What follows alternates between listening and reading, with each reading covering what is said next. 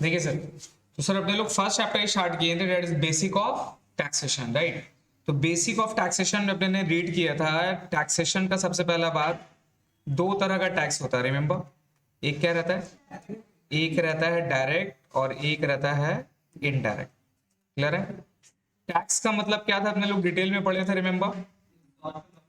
Exhaustion of money under any law, under any law और act. और ये tax का कलेक्शन कहां पे लिखा गया, हमारा हमारा कॉन्स्टिट्यूशन में लिखा गया है, रिमेंबर।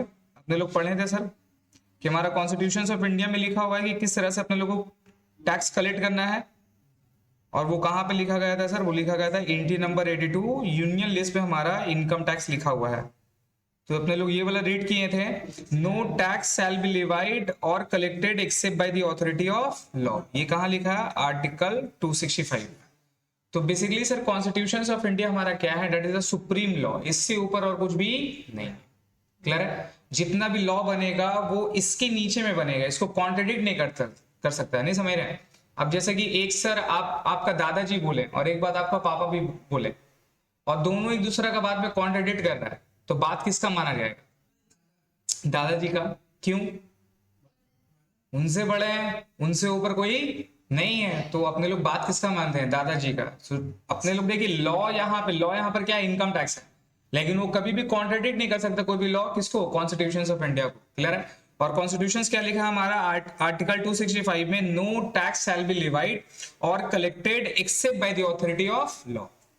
और लॉ किस तरह से बनता है सर, लॉ यहाँ पर लिखा हुआ है, देखिए नेक्स्ट पे, according to levy of any tax a law needs to be frame by the government. मतलब फ्रेम कौन करेगा, फ्रेम करेगा गवर्नमेंट, मतलब बनाएगा कौन, गवर्नमेंट। और ये गवर्नमेंट बेसिकली कौन होते हैं सर, जो पॉलिटिकल पार्टी है वो इलेक्शन लड़कर जीत कर लीडर बनके they will form a government. अब गवर्नमेंट दो तरह का होता है, एक होता है सेंट्रल गवर्नमेंट और एक होता है स्टेट गवर्नमेंट। क्लियर है? तो सेंट्रल गवर्नमेंट का इलेक्शन, जो लोकसभा इलेक्शन होता है, वहां से जो जीतते हैं वो लोग सेंट्रल गवर्नमेंट को फॉर्म करता है। क्लियर है? तो सर यहाँ पे बाय द गवर्नमेंट यहाँ पे लिखा है, और नेक्स्ट में क्या लिखा है, देखिए आगे पढ़िए, constitution of India give the power to levy and the collect taxes whether direct or indirect to the central government or state government. Parliament and state legislature are empowered to make laws on matter enumerated in the 7th schedule. कहां लिखा हुआ है, 7th schedule। अब sir 7th schedule to article 246 क्या है, इसमें दो तरह का लिस्ट है, एक है यूनियन लिस्ट और एक है स्टेट लिस्ट। यूनियन लिस्ट का मतलब यहाँ पे जो लॉ लिखा गया है उसको बनाने का और उसको मैनेज करने का और टैक्स कलेक्ट करने का राइट किसके पास है, सेंट्रल गवर्नमेंट के पास है। और स्टेट लिस्ट में जो लिखा गया है, स्टेट लिस्ट में जो लिखा गया है, इसमें कलेक्ट करने का राइट किसके पास है, वो है स्टेट गवर्नमेंट के पास में। और ये लॉ कौन पास करता है, लॉ पास करता है sir parliament for the central that is union list के लिए, और स्टेट लेजिस्लेचर असेंबली लॉ पास करेगा for the state government law and act के लिए। क्लियर है? तो यहां पर ये फंडा है सर। नेक्स्ट में आप लोग नीचे आते हैं सर, एक और लिस्ट है कंकरेंट लिस्ट, जहां पे क्या, both the parliament and state legislature have the power to make laws on matter contain in concurrent list. Clear है? तो हमारा इनकम टैक्स कहां पे लिखा गया है, इनकम टैक्स लिखा गया है entry number 82 of union list में। कौन सा लिस्ट में, यूनियन लिस्ट का मतलब सेंट्रल गवर्नमेंट में। इसलिए इनकम टैक्स को कलेक्ट करने का राइट किसके पास है बताइए, सेंट्रल गवर्नमेंट के पास है, स्टेट गवर्नमेंट का वहां पे कोई इन्वॉल्वमेंट नहीं है। ठीक है? अब अपने लोग नेक्स्ट में सर पढ़े थे कि इनकम टैक्स क्या होता है, इनकम टैक्स लॉ क्या है। तो मैंने आपको बताया था कि दो तरह का टैक्सेशन था, एक था डायरेक्ट और एक इनडायरेक्ट। डायरेक्ट का मतलब होता है the tax impose by the same person and is payable by the same person. Tax impose भी इस पे होगा और वो बॉन्ड भी वही पर्सन करेगा, that is a direct tax, बीच में और कोई भी नहीं है। तो डायरेक्ट टैक्स में हमारा एक ही टैक्स है अभी फिलहाल के लिए, इनकम टैक्स। और इनडायरेक्ट टैक्स का मतलब होता है टैक्स लिवाई एंड इम्पोज होता है एक पर्सन के ऊपर, लेकिन बियर कौन करता है, अनदर पर्सन, है ना, जिसको अपने लोग इनडायरेक्ट टैक्स बोलते हैं, जिसका एग्जांपल में जीएसटी आता है। क्या आता है? तो जीएसटी बेसिकली क्या है sir, GST impose and levied होता है किसके ऊपर, बिजनेसमैन के ऊपर, ट्रेडर, मैन्युफैक्चरर, होलसेलर, रिटेलर, इन लोग के ऊपर में अप्लीकेबल है जीएसटी। लेकिन वो जीएसटी चार्ज किसके ऊपर करते हैं, वो जीएसटी चार्ज करते हैं कंज्यूमर के ऊपर। तो basically what they are doing just collecting agency. उन लोग कंज्यूमर से जीएसटी का पैसा उठाएं उठा के सरकार को क्या करेगा, डिपॉजिट कर देगा। ठीक है, जो हमारा जीएसटी एक्ट है और एक एक्ट होता है कस्टम ड्यूटी। क्या होता है सर, कस्टम ड्यूटी। तो ये दोनों हमारा इनडायरेक्ट टैक्सेशन पे आता है। ठीक है, now sir components of taxation law अपने लोग रीड किए थे, बताए थे मैंने आपको कि कंपोनेंट्स ऑफ टैक्सेशन लॉ क्या है। इसमें सबसे पहले क्या है सर, इनकम टैक्स एक्ट 1962 जो कि 1962 में आया था, और ये 1962 में इनकम टैक्स एक्ट हमारा लाया गया था इंडिया पे। अब मैंने सर टैक्स क्यों कलेक्ट होता नहीं होता इसके बारे में मैंने आपको बताया था रीजन, क्योंकि टैक्स अगर कलेक्ट नहीं करेगा तो गवर्नमेंट के पास पैसा नहीं आएगा, और गवर्नमेंट के पास पैसा नहीं आएगा तो फिर गवर्नमेंट खर्च और एक्सपेंस जो हमारे लिए करता है, हमें जो फैसिलिटीज प्रोवाइड करता है, हमें जो हमारे लिए नेसेसिटीज है वो प्रोवाइड नहीं कर पाएगा। क्लियर है, तो इसलिए इनकम टैक्स बहुत ज्यादा इंपॉर्टेंट है, क्योंकि 15% ऑफ द नेशन इनकम कहां से आता है, इनकम टैक्स से आता है। रिमेंबर हम लोग वो चार्ट किए थे। तो ये चीज है सर, तो इनकम टैक्स एक्ट एक बार आ गया, अब इसको हर साल अमेंड किया जाता है, हर साल अमेंड किया जाता है through finance act, annual finance act के थ्रू में अमेंड किया जाता है, जिससे पहले बजट आता है। क्या आता है, बजट आता है। अभी रिसेंटली एक बजट आया था हमारा, तो जो बजट आया है वो अप्लीकेबल क्या है, वो बजट है, मतलब वो एक्चुअल लॉ नहीं बना अभी तक का, वो प्रपोज हुआ है। वो सेंट्रल गवर्नमेंट रिमेंबर वो फ्रेम करेगा लॉ, तो वो लॉ फ्रेम करके बजट को प्रपोज किया गया कहां पे, पार्लियामेंट में। अब फिर वो पार्लियामेंट में पास होगा। पार्लियामेंट का पास करने का मतलब आपको पता है, बिल पहले कहां जाता है सर, पार्लियामेंट में जाएगा, कौन सा, लोकसभा में। लोकसभा से बिल पास होता है, फिर वो कहां जाता है, राज्यसभा। फिर उसके बाद प्रेसिडेंट का साइन लग जाता है, तब वो क्या बन जाता है, एक्ट बन जाता है, लॉ बन जाता है। तो बजट में हर साल वो एक्ट को रिप्रेजेंट किया जाता है, लॉ में चेंजेस किया जाता है, इनकम टैक्स एक्ट को चेंज किया जाता है, जिसको अपने लोग बोलते हैं एनुअल फाइनेंस एक्ट। क्लियर है, इसके बाद में क्या है sir, income tax rule. Income tax rule, अब ना सर मैंने आपको बताया था कि ये मेरा इनकम टैक्स एक्ट बन गया है ना सर, ये मेरा एक्ट बन गया।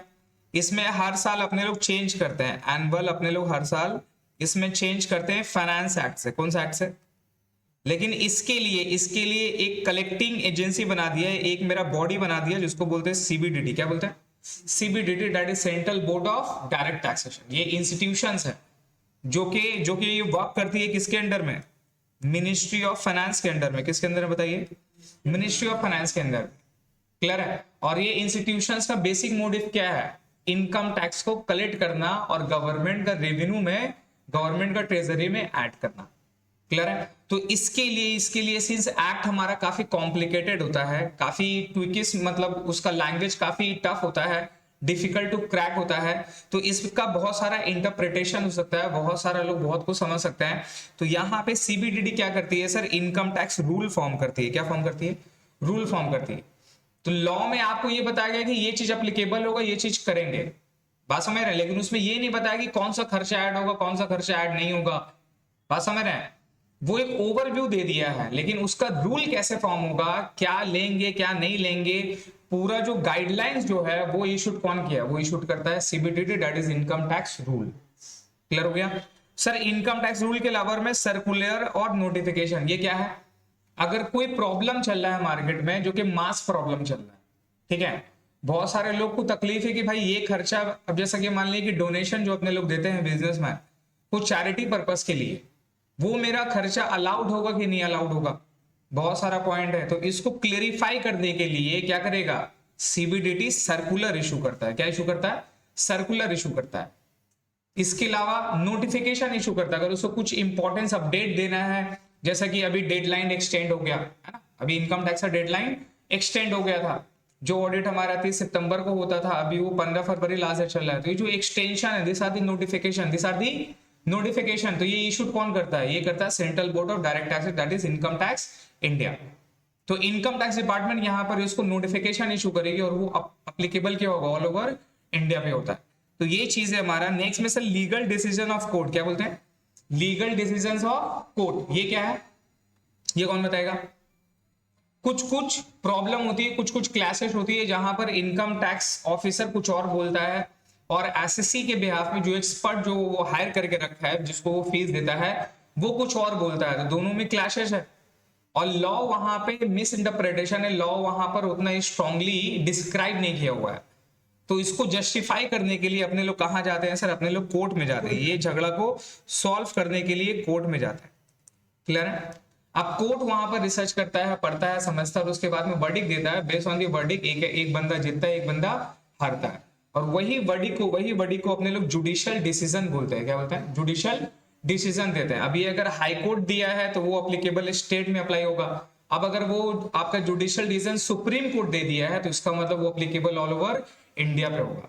अब एक डिसीजन मिल गया है, अब उसके रिस्पेक्टिव में अगर कोई और एसएससी को अगर सेम प्रॉब्लम है और वो सेम फेस कर रहा है तो क्या करेगा? वो जुडिशियल डिसीजन को यूज करके वो अपना केस भी रफा दफा करवा सकता है।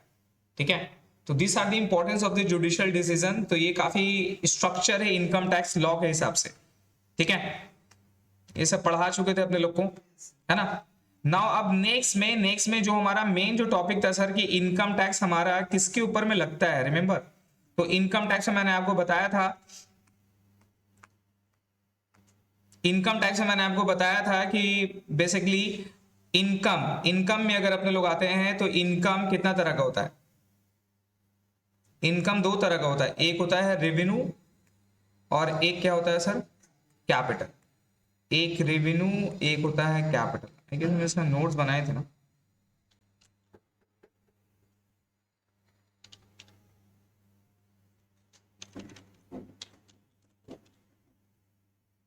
एक मिनट।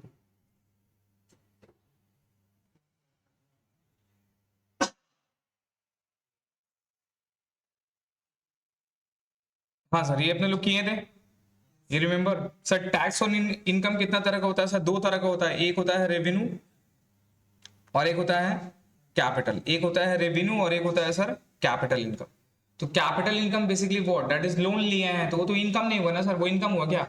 वो इनकम नहीं हुआ, आपको चुकाना है। तो कैपिटल इनकम में कभी भी टैक्सेबल नहीं होता है, कैपिटल इनकम में कभी भी टैक्सेबल नहीं होगा।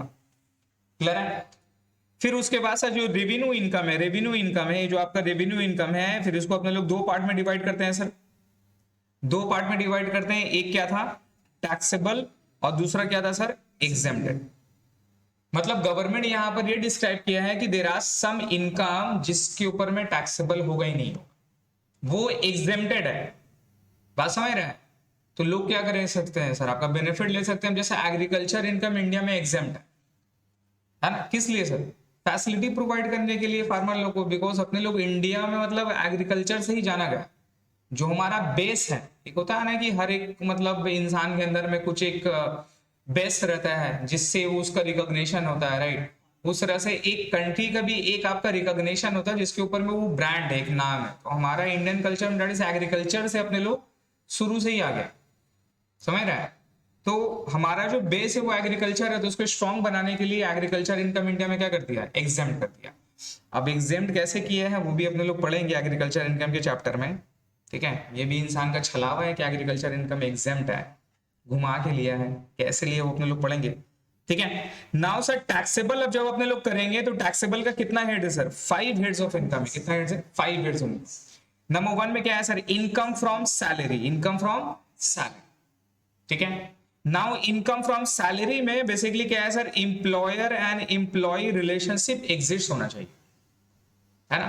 मतलब आप कहीं पे जॉब कर रहे हैं, आपका एक बॉस है जो आपको सुबह जैसे आप इनकी आपको बोलता है आज ये काम करो, वो काम करो, यहां जाना है, वहां जाना है, ये करो, वो करो, राइट। और ठीक 6:30 बजे आप घर, फिर अगला दिन फिर वही रिपीट। इस तरह से 6 दिन 5 दिन चलता है आपकी लाइफ में। तो 8 घंटा के हिसाब से 8 पंजे 40, 40 आवर्स आप अपना जो लाइफ है, अपना जो टाइम है वो उसको देते हैं, और वो आपको एट द एंड में क्या देता है सर? पैसा देता है, सैलरी देता है, राइट। तो अगर ये रिलेशन है तो कहां जाएगा वो इनकम जो हम आपको पैसा दे रहे हैं, है ना, वो कहां जाएगा? Income from salary. क्लियर है? लेकिन अगर आप पार्ट टाइम कहीं और पे कुछ बिजनेस कर रहे हैं या कहीं और से कुछ इनकम कर रहे हैं, या किसी के पास 1 घंटा के लिए गया, वहां पर लेक्चर दे दिए, कुछ बता दिए, समझा दिए, वो आपको पैसा दे दिया, क्या वो पैसा भी सैलरी होगा क्या? नहीं, वो पैसा सैलरी नहीं होगा। जहां पर कोई एम्प्लॉयमेंट टर्म्स नहीं है, एम्प्लॉयमेंट कोई एग्रीमेंट नहीं है, तो वहां पे एम्प्लॉयमेंट नहीं हुआ तो वो इनकम फ्रॉम सैलरी में नहीं आएगा, वो जाएगा income from other sources. Clear है? नेक्स्ट में उसके बाद इनकम फ्रॉम हाउस प्रॉपर्टी। क्या था sir? Income from house property. इसका मतलब होता है रेंटल इनकम। क्या मतलब होता है सर? आपके पास हाउस है, अब ऊपर वाले ने कुछ लोग को बहुत ज्यादा पैसा दिया है, तो उनका आदत क्या है कि सर प्रॉपर्टी खरीदने का, है ना। अब वो एक जन 4 प्रॉपर्टी खरीद लिया है, 4 प्रॉपर्टी मतलब 4 फ्लैट रखा है, इसका मतलब वो 4 शादी नहीं करेगा,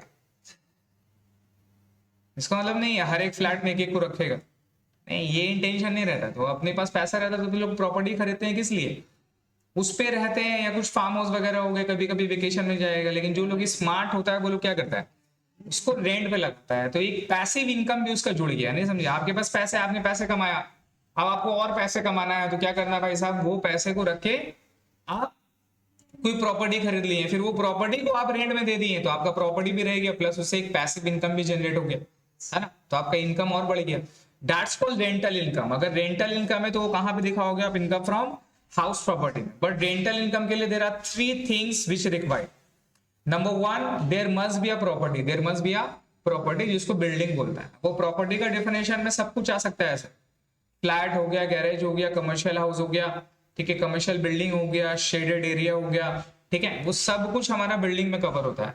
दूसरा पॉइंट होना चाहिए, SSC must be the owner of the property. क्या मतलब होगा बताइए, SSC must be the owner of the property, SSC को ओनर होना पड़ेगा सर, कि समझ रहे हैं। अब जैसे कि कुछ कुछ ना स्मार्ट लोग है, क्या स्मार्ट लोग है, मैं उसको क्या बोलता हूँ ना, स्मार्ट लोग है, रिलेशन वगैरह में, दोस्ती नाती में एक कुछ जगह ले लिया और उसको भाड़ा देता है वो 10,000 रुपया, ठीक है, वो चलाया 2-3 महीने चलाया, नहीं चला, अब अगला के साथ एग्रीमेंट है 4-5 साल का, भाई साहब क्या करे, तो क्या कर दिया, वो उसको किसी और को रेंट में दे दिया, किसी और को रेंट में दे दिया, मान लिया 15,000 रुपये, कितना रुपए में।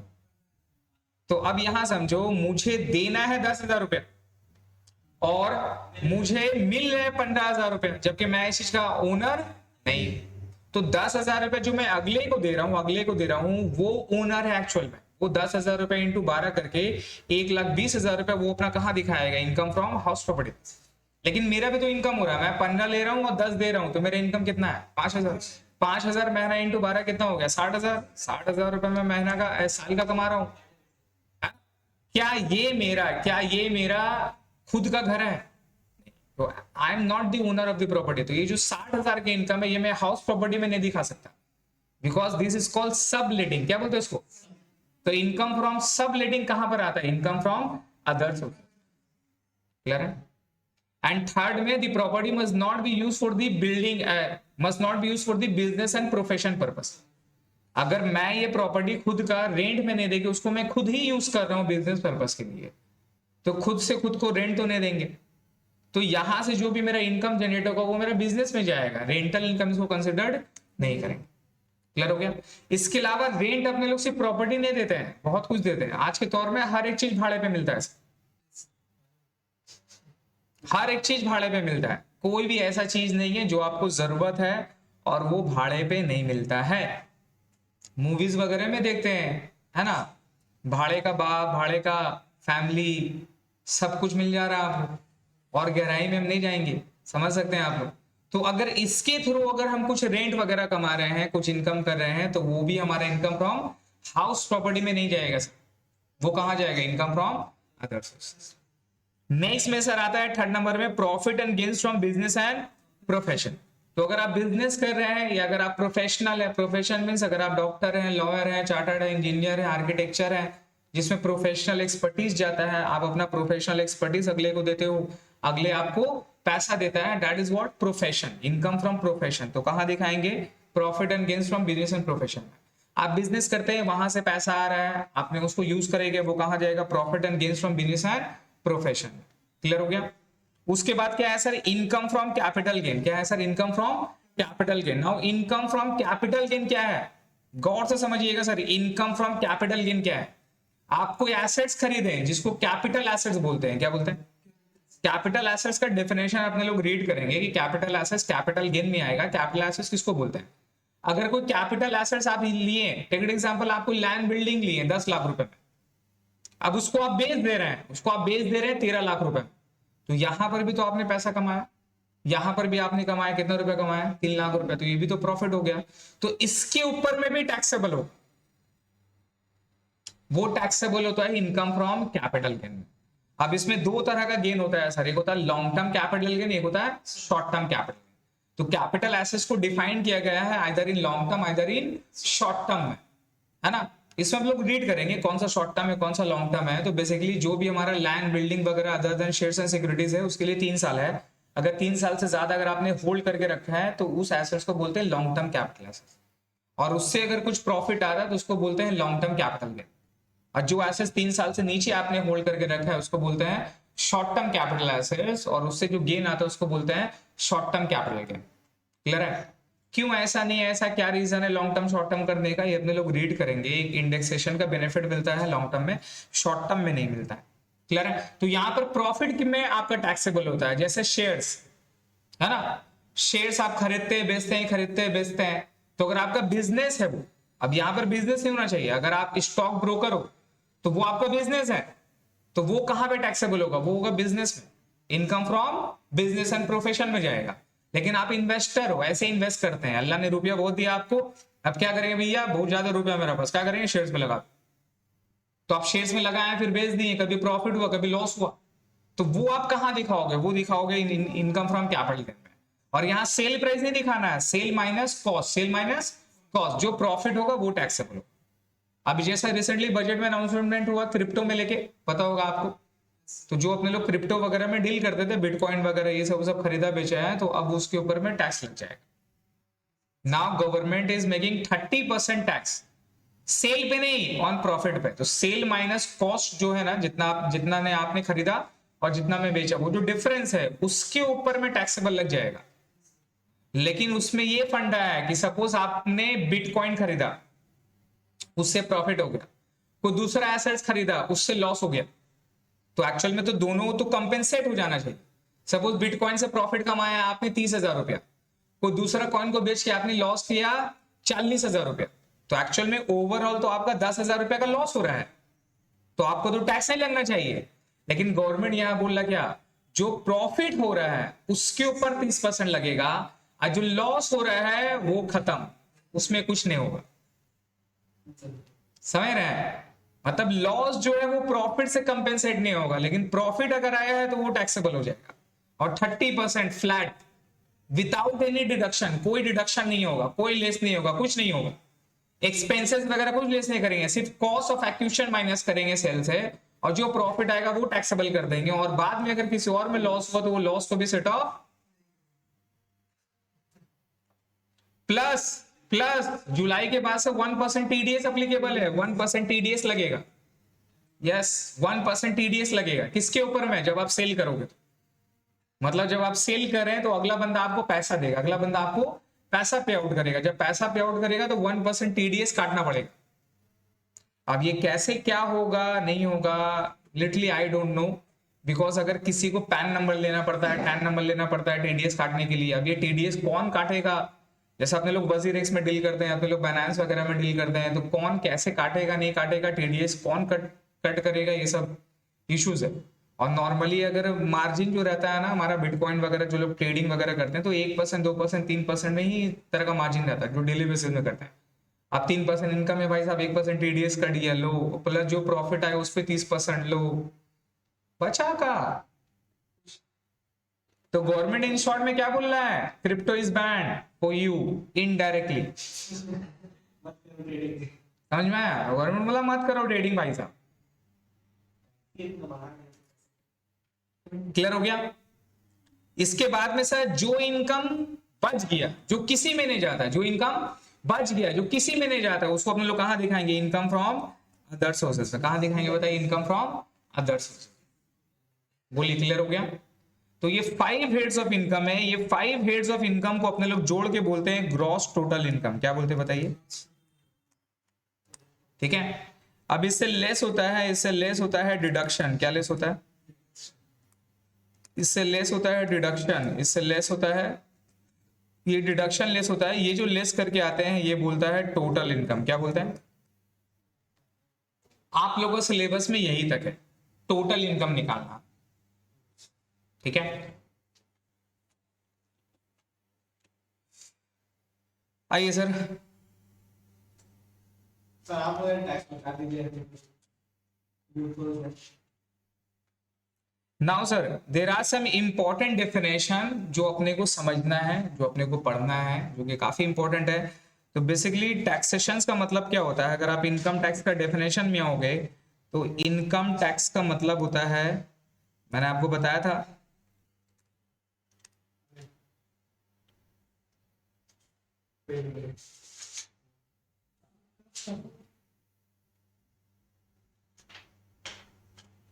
मैंने आपको बताया था ये वाली पॉइंट, अगर आप देखेंगे तो इनकम टैक्स बेसिकली क्या है sir, tax on income, tax on income earn by person, earn by person during the previous year, during the previous year.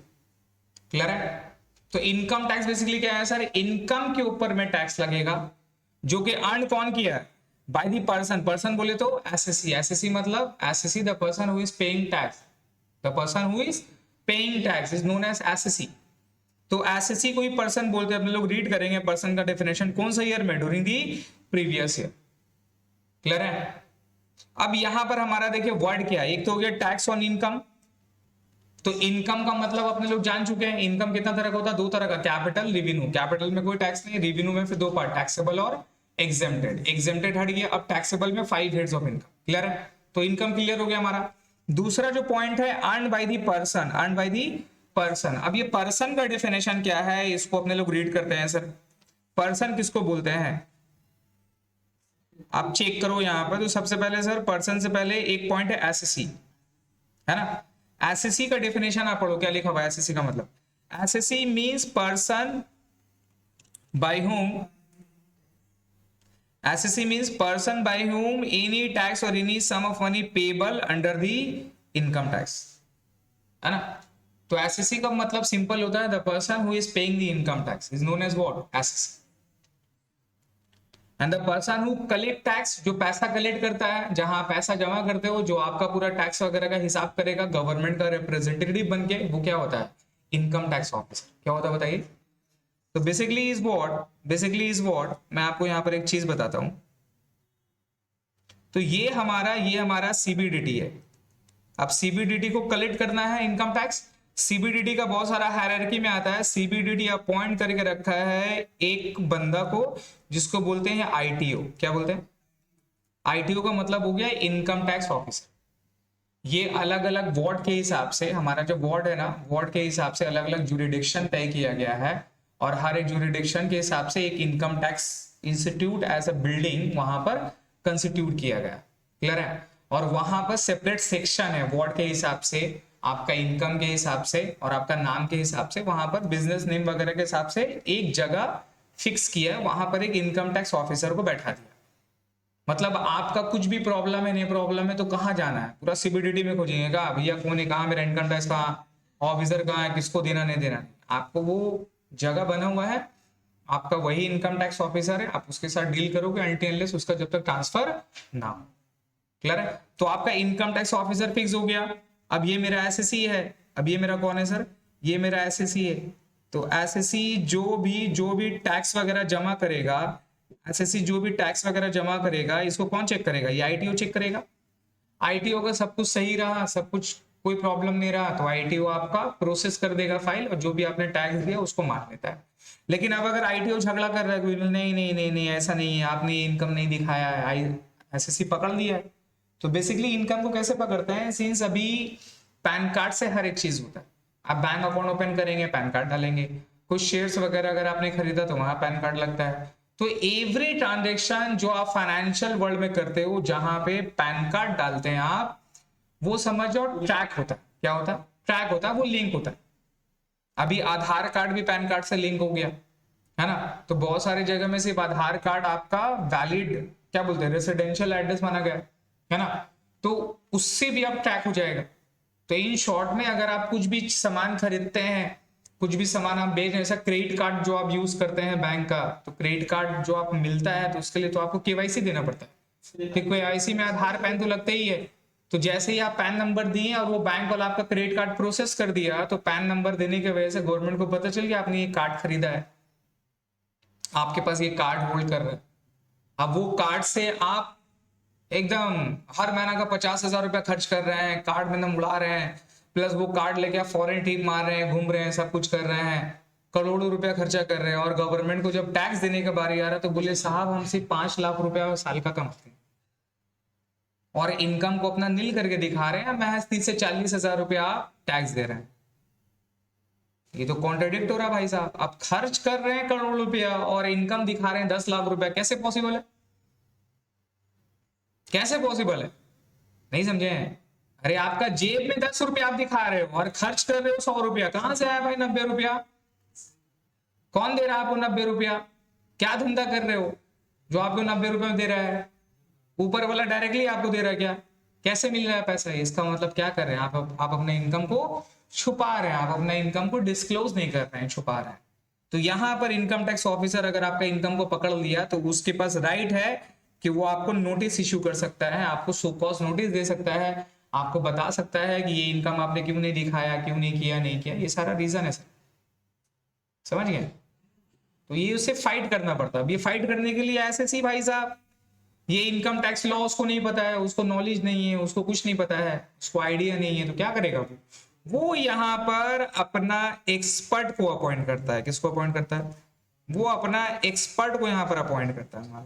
O tie phi लगा होगा कि तुम लड़का है यहाँ से। ये अपना एक्सपर्ट बेसिकली सीए हो गए, लॉयर हो गए, जो इनकम टैक्स में डील करते हैं, ये इनको रिप्रेजेंट करता है, भेजता है, और ये फिर इनकम टैक्स ऑफिसर से फाइट करते हैं। फाइट का मतलब ऐसा नहीं, फाइट का मतलब उसको चैलेंज करते हैं, उसको अपोज करते हैं, उससे बात करते हैं, उसको लॉ समझाते हैं। हो सकता है कि इनकम टैक्स ऑफिसर भी गलती हो जाए, बिकॉज वी आर ह्यूमन। ऐसा नहीं है कि ये सीबीडीटी का ही बंदा है तो ये गलत नहीं हो सकता, सर ये भी गलत हो सकता है, ऐसा नहीं है। तो उसको अपने लोग फाइट करते हैं, चैलेंज करते हैं, और ये किसका बेनिफिट लेगा? ये लेगा एसएससी का पॉइंट ऑफ व्यू से, और कोशिश करेंगे कि भाई साहब टैक्स बचाएंगे, लेकिन लीगल के हिसाब से, लीगलिटी हिसाब से, लॉ के हिसाब से। एंड में अगर डिस्कशन हो गया तो पूरा क्लियर।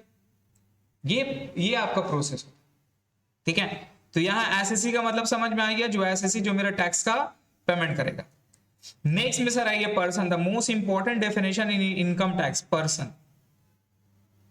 ठीक है, पर्सन का मतलब क्या है?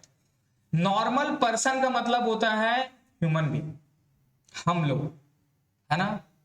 अगर इंग्लिश लैंग्वेज के हिसाब से पर्सन का मतलब जानते हैं तो क्या हो गया? All the living beings, sorry only human beings, है ना? तो हम लोग कौन है सर? हम लोग that is person including main, women, children, third category, वो ऐसा वाला, है ना? वो सब कोई पर्सन है, वो भी इंसान है। ऐसा नहीं कि भैया वो थोड़ा डिफरेंस है, उसका डिजायर और उसका सोच थोड़ा अलग हो गया अपने से, इसका मतलब वो लोग ह्यूमन बीइंग नहीं है क्या? वो लोग भी ह्यूमन बीइंग है, उसको भी पर्सन बोलते हैं। क्लियर है? ये इंग्लिश के साथ था, लेकिन यहां पे इनकम टैक्स पर्सन का डेफिनेशन को चेंज किया है। क्या चेंज किया? पढ़िए, person includes an individual, includes an individual. अब इंडिविजुअल का मतलब क्या है? वहां पे लिखिए, इंडिविजुअल का मतलब मेन, वुमेन, किड्स एंड वो, मेन, वुमेन, किड्स एंड वो समझ गए? तो हाँ, तो वो सब को अपने लोग क्या बोलते हैं? इंडिविजुअल। क्या बोलते हैं सर? इंडिविजुअल। तो जितने भी इंडिविजुअल है वो सब कवर है पर्सन में, पहला बात। दूसरा, एचयूएफ क्या बोलते हैं सर? एचयूएफ का मतलब होता है हिंदू अनडिवाइडेड फैमिली, ठीक है? इसका मीनिंग क्या है वो बताएंगे, और यहां पे क्यों इसको अलग से कैटेगरी किया है ये भी हम बताएंगे आप, ठीक है? तो हिंदू अनडिवाइडेड फैमिली, अब आपका दिमाग में बहुत सारा क्वेश्चन आता होगा, सर मुस्लिम अनडिवाइडेड फैमिली क्यों नहीं है, जैन अनडिवाइडेड फैमिली क्यों नहीं है, सिख अनडिवाइडेड फैमिली क्यों नहीं है, सिर्फ हिंदू अनडिवाइडेड फैमिली है, क्यों है? बताएंगे आपको। Company, both domestic and foreign company, तो कंपनी भी यहां इंक्लूड कर लिया ना। Company is two type, domestic and foreign. Domestic का मतलब जिसका बिजनेस सेटअप और सब कुछ, मतलब कंट्रोल जो है, control and manage by India, with in India है, तो वो डोमेस्टिक कंपनी। और फॉरेन कंपनी का मतलब फॉरेन से कंट्रोल कर रहा है, फॉरेन में सब कुछ है, हेड ऑफिस वगैरह सब वहां है, और यहाँ वो जैसे कि अपना ऑपरेशन स्टार्ट करने के लिए सम सॉर्ट ऑफ ब्रांच वगैरह या ऐसा कोई एंटिटी वगैरह ओपन किया है, क्लियर है? उसको अपने लोग फॉरेन कंपनी बोलते हैं। इंडियन कंपनी नहीं हुआ। इंडियन कंपनी क्या हो गया, जिसका मैन्युफैक्चरिंग सेटअप है, कंट्रोल एंड मैनेज पूरा विद इन इंडिया से हो रहा है। बाहर से जैसे रॉयल्टी वगैरह अपने लोग कुछ पेमेंट करते हैं, लेकिन पूरा कंट्रोल कहाँ होता है, इंडिया से होता है, उसको डोमेस्टिक कंपनी बोलेंगे। क्लियर है। डोमेस्टिक और फॉरेन कंपनी क्यों किया गया है, इसके ऊपर में टैक्सेशन का बेनिफिट देने के लिए। किसका बेनिफिट, टैक्स का बेनिफिट देने के लिए डोमेस्टिक और फॉरेन कंपनी किया। अपने लोग जब टैक्स रेट पढ़ेंगे ना, तो अपने को समझ में आएगा क्यों डोमेस्टिक और फॉरेन कंपनी का कैटेगराइजेशन किया। नेक्स्ट में सर, अ फर्म, फर्म का मतलब होता है पार्टनरशिप फर्म, वहां पर लिख लीजिए अ partnership firm. And LLP, LLP का मतलब क्या होता है, लिमिटेड लायबिलिटी पार्टनरशिप। क्लियर हो गया। A partnership firm including LLP मतलब limited liability partnership. Now firm और एलएलपी में डिफरेंस है। फर्म क्या होता है, जिसमें सेपरेट एंटिटी तो होता है, लेकिन फर्म में क्या बताइए, लिमिटेड लायबिलिटी नहीं होता है, अनलिमिटेड लायबिलिटी। अनलिमिटेड लायबिलिटी का मतलब ये होता है कि अगर in case of dissolution of firm, if any shortage of money required in the business, then partners personal assets were also liable। Partners का पर्सनल एसेट्स भी लायबल हो सकता है अगर बिजनेस में पैसा जरूरत पड़ा। दैट्स कॉल्ड अनलिमिटेड लायबिलिटी, जो कि डील होता है पार्टनरशिप फर्म पे। इसलिए लोग पार्टनरशिप फर्म वगैरह सोल प्रोप्राइटर में इन्वेस्टमेंट नहीं करते हैं, क्योंकि अगर ये बेटा डूबा तो मेरा बिजनेस का तो रुपया रुपया गया, साथ में मेरा घर बाड़ी भी चल जाए। इसलिए लोग कहां पे आते थे, लिमिटेड लायबिलिटी में। तो LLP is a form of partnership, लेकिन वो डील करता है लिमिटेड लायबिलिटी में। ये कॉन्सेप्ट लाया गया 2008 में। तो सर एलएलपी याद रखिएगा, लिमिटेड लायबिलिटी पार्टनरशिप, जो कि इसमें इंक्लूड होता है। क्लियर है। नाउ नेक्स्ट में सर, एसोसिएशन ऑफ पर्सन, और आता है body of individual, weather incorporated और नॉट। ये अपने लोग आएंगे लिस्ट में। नेक्स्ट में लोकल अथॉरिटी, क्या है सर, लोकल अथॉरिटी। तो अगर अपने लोग यहां पे जाते हैं और पर्सन का डेफिनेशन को थोड़ा सा समझते हैं अच्छे से,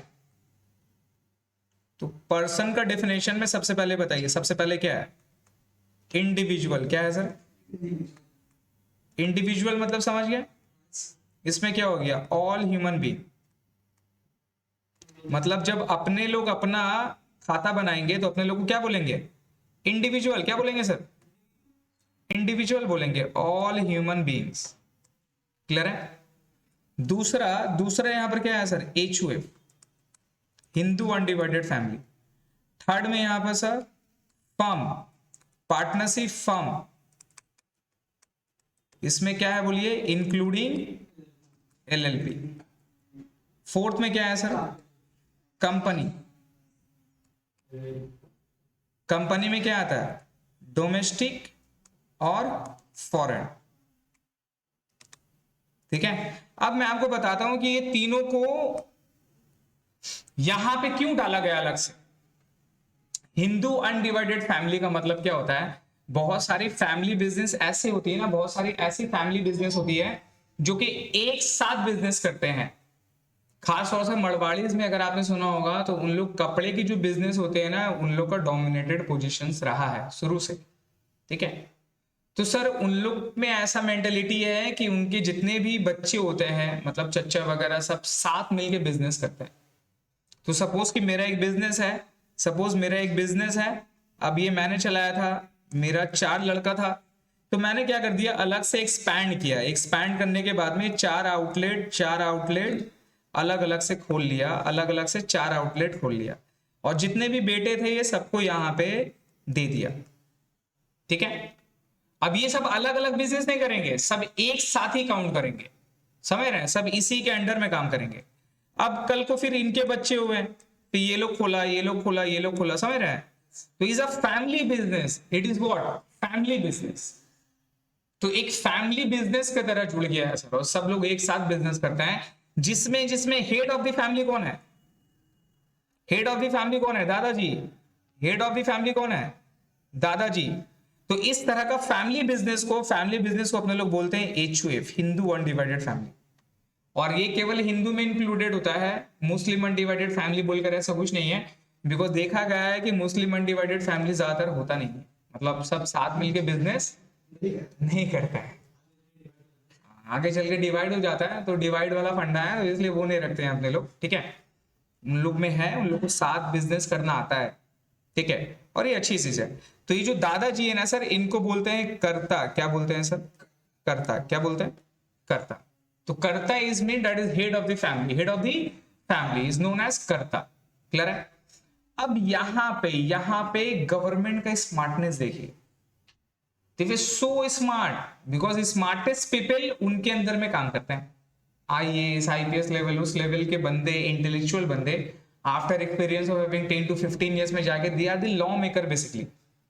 मतलब जो बिल आता है ना, बिल से फिर उसको लॉ का वर्डिंग में जो अपने लोग करते हैं, मतलब पूरा उसको कन्वर्ट करते हैं, they are the basically talented people. जो आईएएस आईपीएस लेवल के जो माइंड होते हैं, आप सोच सकते हो सर मैं तो आईएएस नहीं बन पाया बिकॉज मेरा उतना इंटेलेक्चुअल माइंड नहीं रहा, लेकिन उस लेवल का माइंड का बंदा तो स्मार्ट तो होगा ही सर। स्मार्टनेस देखिए क्या किया। अब भैया इनकम टैक्स अगर इंडिविजुअल में अप्लाई करता तो ये सारे लोग के पास जाना पड़ता, इसके पास जाता, इसके पास जाता, इसके पास जाता, इसके पास अलग अलग जाता।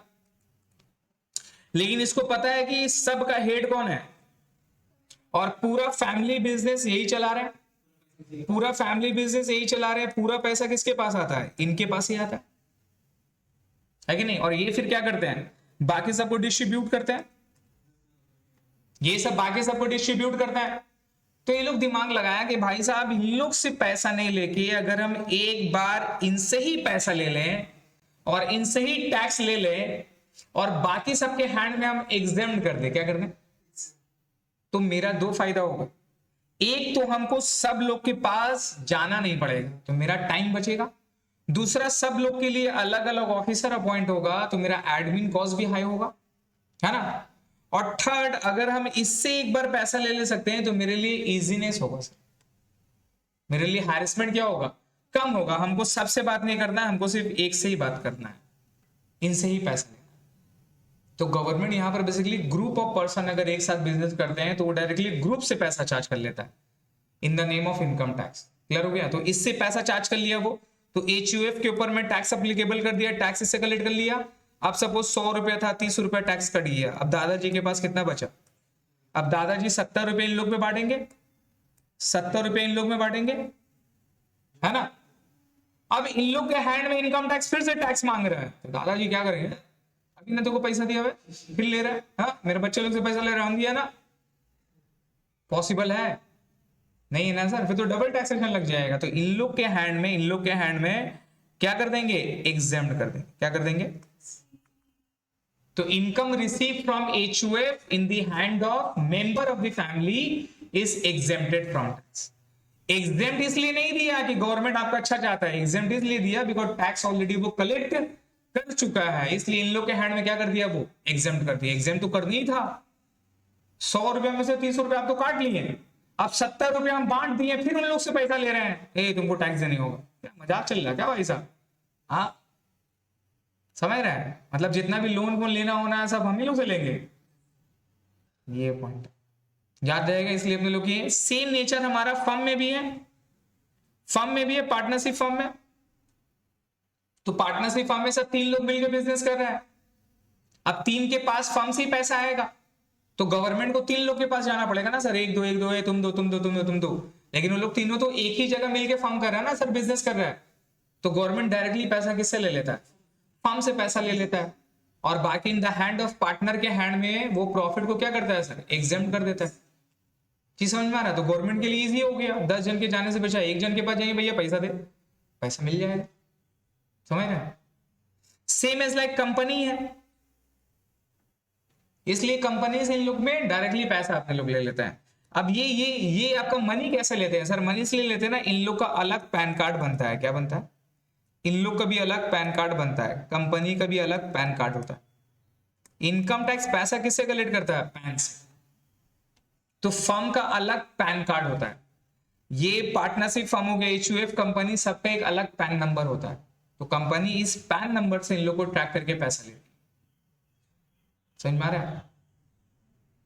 सेम इस तरह से यहां पर और है 5 नंबर में, 4 हो गए ना वहां पे, 5 नंबर में अब यहां पर आता है सर एओपी। क्या आता है? एओपी। 6 नंबर में आता है बीवाई। इसका मतलब समझिए, एओपी का फुल फॉर्म है एसोसिएशन ऑफ पर्सन। क्या मतलब है? और बीवाई का मतलब होता है body of individual. Body of individual.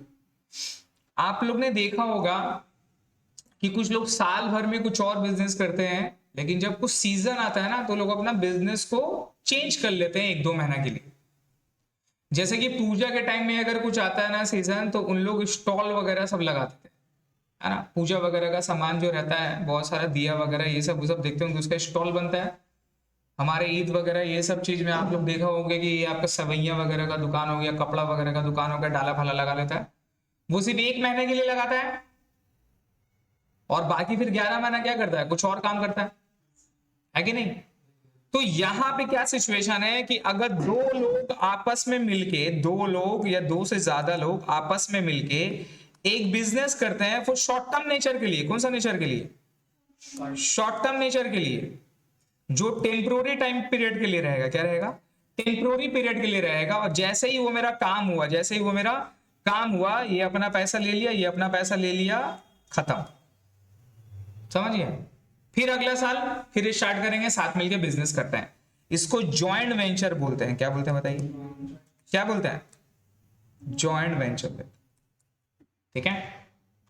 तो जॉइंट वेंचर इज बेसिकली, अगर सिर्फ इंडिविजुअल इंक्लूड है, कौन इंक्लूड है, इंडिविजुअल, सिर्फ इंडिविजुअल साथ मिलकर अगर कोई बिजनेस करता है टेम्पोररी नेचर के लिए, शॉर्ट टर्म नेचर के लिए, और एट द एंड में खत्म हो जाता है, तो फिर अपना अपना रास्ता चल गया, फिर प्रॉफिट ओरिएंटेड पर्पस के लिए, तो उसको अपने लोग जॉइंट वेंचर बोलते हैं। तो joint venture is basically terms at body of individual. तो जहां बॉडी ऑफ इंडिविजुअल लिखा, वहां लिख लीजिए joint venture. Joint venture by home, by individual. Individual जो सिर्फ रहेगा उसको अपने लोग बॉडी ऑफ इंडिविजुअल बोलते हैं। क्लियर हो गया। एओपी का मतलब क्या होता है सर, एओपी का मतलब समझिएगा, एओपी का मतलब क्या होता है। अब यहां पर सिर्फ इंडिविजुअल नहीं रहेगा, यहां पे कंपनी, यहां पे प्लस फर्म, समझ रहे हैं, फर्म प्लस इंडिविजुअल, इन लोग सब मिलकर एक ऑर्गेनाइजेशन स्टार्ट किया। क्या स्टार्ट किया, एक अलग ऑर्गेनाइजेशन स्टार्ट किया, जिसमें कंपनी भी मेंबर है, फर्म भी है, इंडिविजुअल भी है। और ये ऑर्गेनाइजेशन कोई पर्टिकुलर वर्क के लिए बना है। क्या बनाया सर, कोई पर्टिकुलर वर्क के लिए बनाया है, कुछ पर्टिकुलर काम करने के लिए बनाया है। जिस तरह से मैं आपको एग्जांपल देता हूं, कोऑपरेटिव सोसाइटी, क्या बोलिए, कोऑपरेटिव सोसाइटी,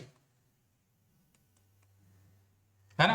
यहां पर बहुत सारा कोऑपरेटिव सोसाइटी अपने लोग बनते हैं, देखते हैं सोसाइटी में बाहर में कुछ आपका, जैसा कि सोसाइटी एक बिल्डिंग है, तो बिल्डिंग में सब लोग रहते हैं, इंडिविजुअल भी है, उसमें से कोई रेसिडेंशियल पार्ट भी हो सकता है, कोई कमर्शियल बिल्डिंग भी हो सकता है, जहां पर ऑफिस वगैरह करते हैं उन लोग। और नीचे में अगर आप देखते होंगे तो बहुत सारा दुकान वगैरह रहता है ना गेट के पास में, तो they are all part of what, a housing colony.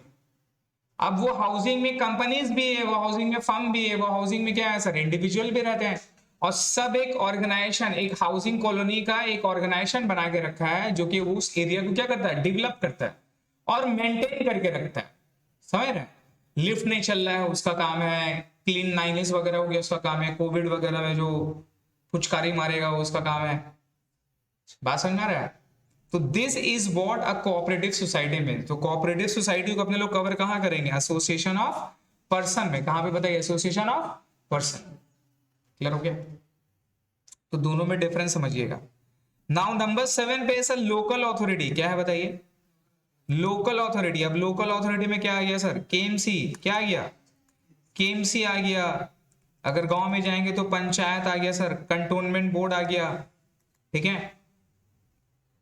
तो ये सारा लोकल अथॉरिटी है सर। ट्रेड यूनियन, क्या बोलिए, ट्रेड यूनियन, ट्रेड यूनियन हो गया, ये सारा लोकल अथॉरिटी में कवर होता है। नाउ 8 में क्या है सर, 8 में वर्ड है other artificial judicial person, other artificial judicial person. अब इन शॉर्ट में मैं आपको इसमें बताऊं भैया, जो साथ में नहीं आया वो किस में आ जाएगा, 8 में, खत्म। जो सातों में नहीं आया वो किस में आ गया, 8 में। इसका मतलब क्या हो गया, सब पर्सन है। इनकम टैक्स है, इनकम टैक्स गवर्नमेंट क्या बोलता है बताइए, इनकम टैक्स डिपार्टमेंट क्या बोला, सब पर्सन है। क्योंकि जो सातों में नहीं आया वो किस में आ गया, 8 में आ गया। तो ये 8 में क्या क्या आता है, जितना भी चर्च है, मंदिर है, मस्जिद है, क्लब है, club, club, NGOs, school, colleges, hospital, समझ रहे हैं? लाइब्रेरी, यूनिवर्सिटी, ये सब कुछ किसमें कवर है? अदर आर्टिफिशियल जुडिशियल पर्सन में। चीज समझ में आया? हाँ, इन लोग सबको टैक्स भरना पड़ता है, इन लोग सबका जाता है सर, इन लोग सबका आईटीआर जाता है, आईटीआर 7 क्या जाता है? आईटीआर 7। एनजीओ जितने भी है सब आईटीआर 7 फॉर्म करते हैं। ट्रस्ट भी यहां पर आता है, ट्रस्ट। समझ रहे? इन लोग को भी इनकम टैक्स फाइल करना पड़ता है, इससे थोड़ी ना। इन लोग का भी अलग सेक्शन है, सेक्शन 11, 12 एंड 13। नहीं नहीं, इन लोग का लिमिट अलग है। इसका भी है, फंडा है, आप लोगों को सिलेबस में नहीं है इन लोगों इसमें कि जितना आप डोनेशन वगैरह रिसीव करते हो, अगर उसका एटलीस्ट 85% अगर आपने एक्सपेंस कर दिया है तो आपके ऊपर में टैक्स नहीं लगता। समझ रहे? रिक्वायरमेंट है, फॉर्म 12 में सर्टिफिकेशन लेना पड़ेगा। अगर कोई डोनेशन मिल रहा है उसको बेनिफिट देना है तो 80G का सर्टिफिकेट मिलता है। बहुत सारा चीज है सर, टैक्स में बहुत है। आप लोग जो सीख रहे हो ना, जो आपका सिलेबस में है, वो पूरा इनकम टैक्स का इत्तू सा है, समझिए? इत्तू सा है, कुछ नहीं। इवन सीए फाइनल वगैरह में भी जो होता है ना, वो आप लोग सीखते हो, वो भी प्रैक्टिकल जितना भी टैक्सेशन लॉ है उसका जस्ट 5% होगा मैक्सिमम।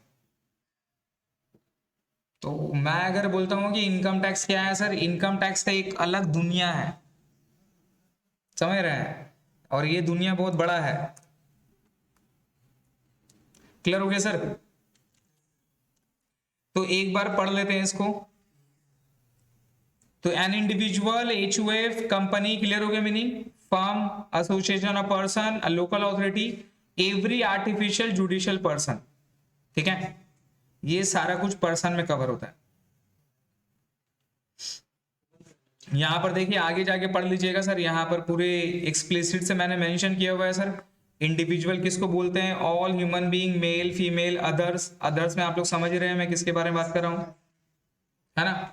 अच्छा, लूनेटिक भी, रास्ता में जो पागल उगल है, हाँ वो भी।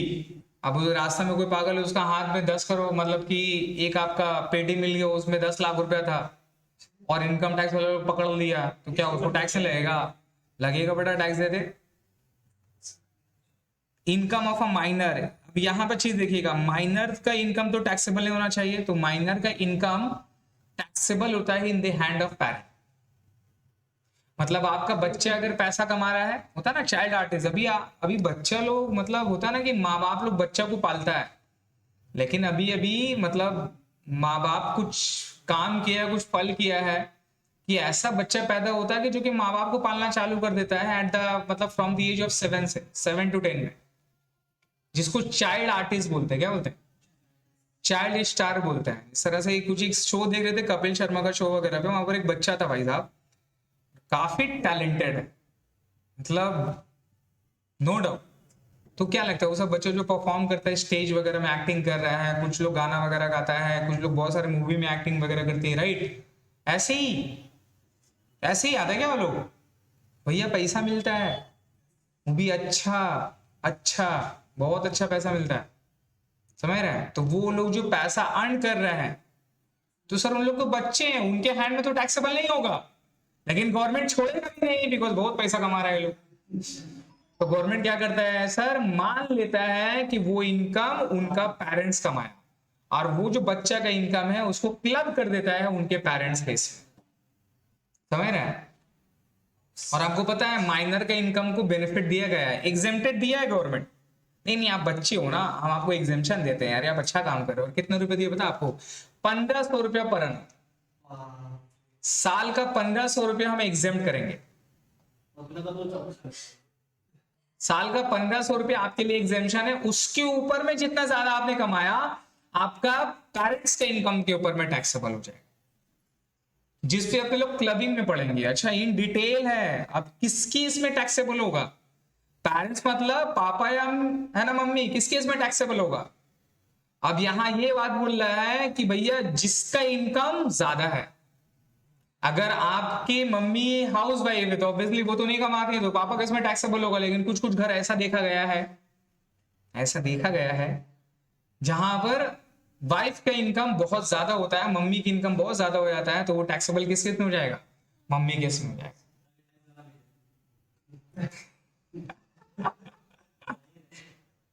समझ आ रहा? तो ये रीजन है सर।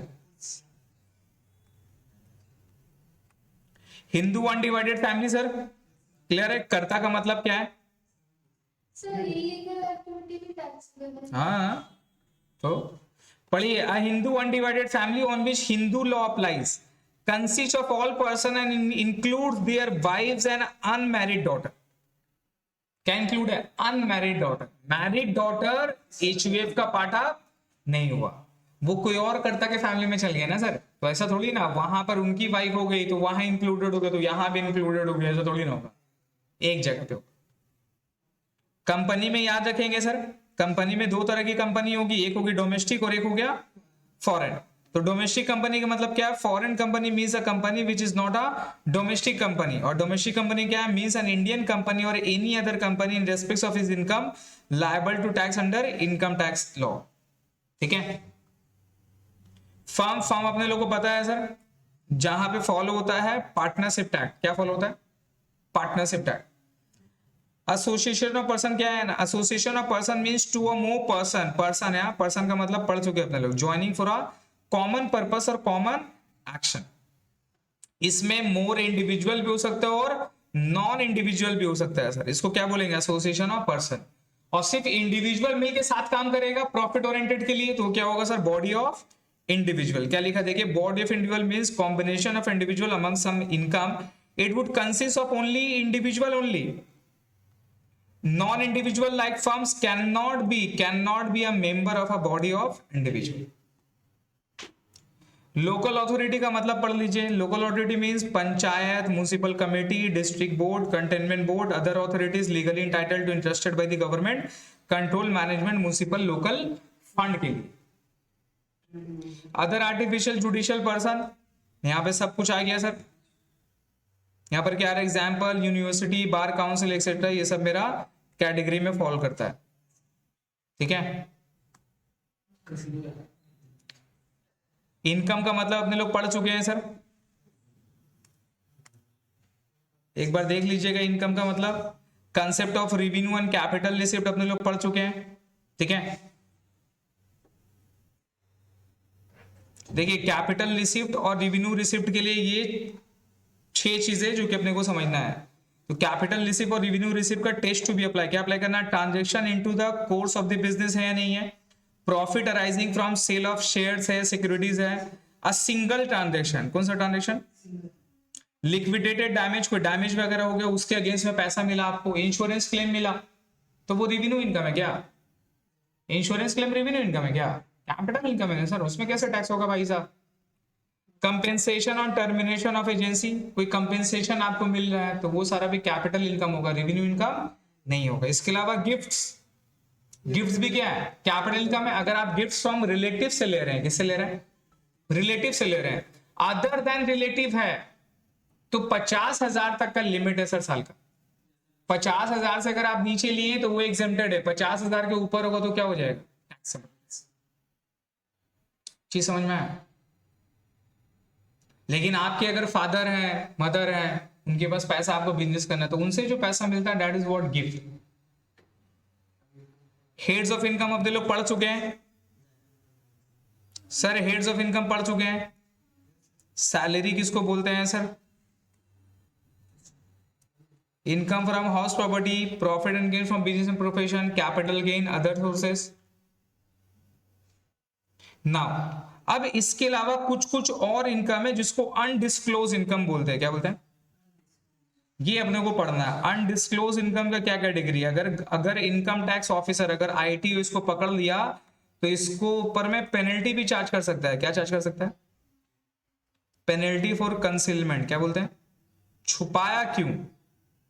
छुपाने का सजा। Penalty for concealment which is approximately 100 to 300% of tax होता है। यस, मतलब कोई 10 करोड़ रुपए छुपाया तो 10 करोड़ का 30% के हिसाब से 3 करोड़ होना चाहिए था टैक्स, बाकी 7 करोड़ रुपए आपका। लेकिन आप 10 करोड़ रुपए नहीं दिखाए, आप छुपा लिए, तो अगर इनकम टैक्स ऑफिसर पकड़ लिया तो वो 3 करोड़ प्लस इंटरेस्ट पेनल्टी तो जो नॉर्मल वाला लेगा ही लेगा, प्लस अगर पेनल्टी फॉर कंसल्टेंट लगा दिया तो 3 करोड़ का 300%, मतलब 9 करोड़ एक्स्ट्रा। तो 3 करोड़ प्लस 9 करोड़ 12 करोड़ का पेनल्टी ठोक देगा 10 करोड़ का इनकम को छुपाने के लिए।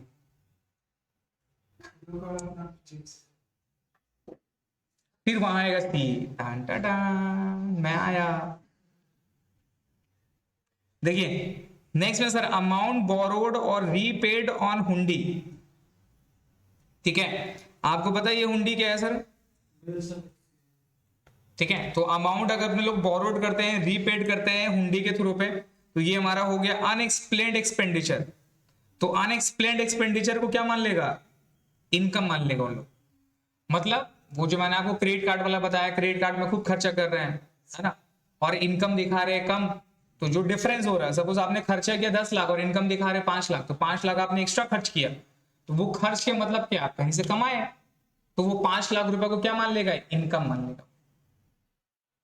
इसके अलावा इन्वेस्टमेंट नॉट फुल्ली डिस्क्लोज, कुछ ऐसा इन्वेस्टमेंट किए जो कि आप डिस्क्लोज नहीं किए थे, उसको भी अपने लोग क्या मान लेते हैं? अनडिस्क्लोज इनकम मान लेते हैं।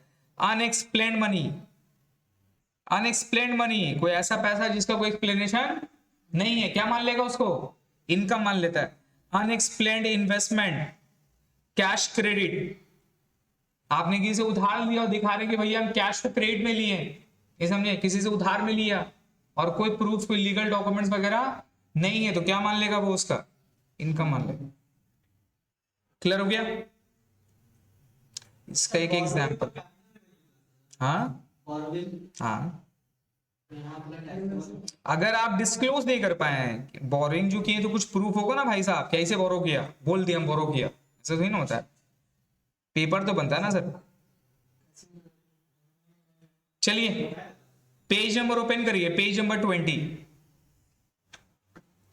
एक इलस्ट्रेशन है, इसको अपने लोग सॉल्व करेंगे। आपको सिर्फ बताना है कि ये कौन सा कैटेगरी ऑफ पर्सन में जाएगा।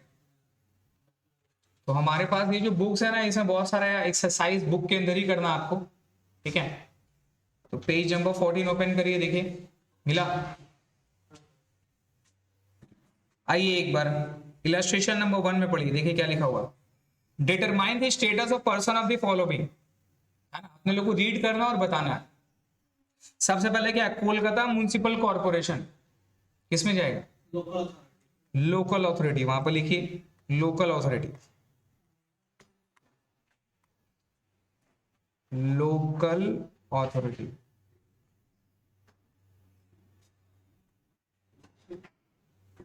ठीक है, उसके बाद में corporation bank limited, corporation bank limited sir, अपने को पर्सन बताना है। कॉरपोरेशन बैंक लिमिटेड किस में जाएगा?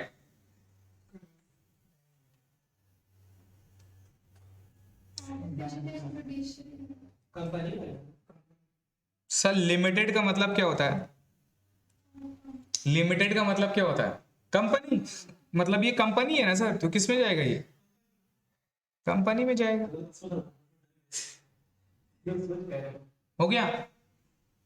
मिस्टर शाहरुख खान हमारा हीरो है, किस में जाएगा ये? मिस्टर शाहरुख खान किस में जाएगा ये?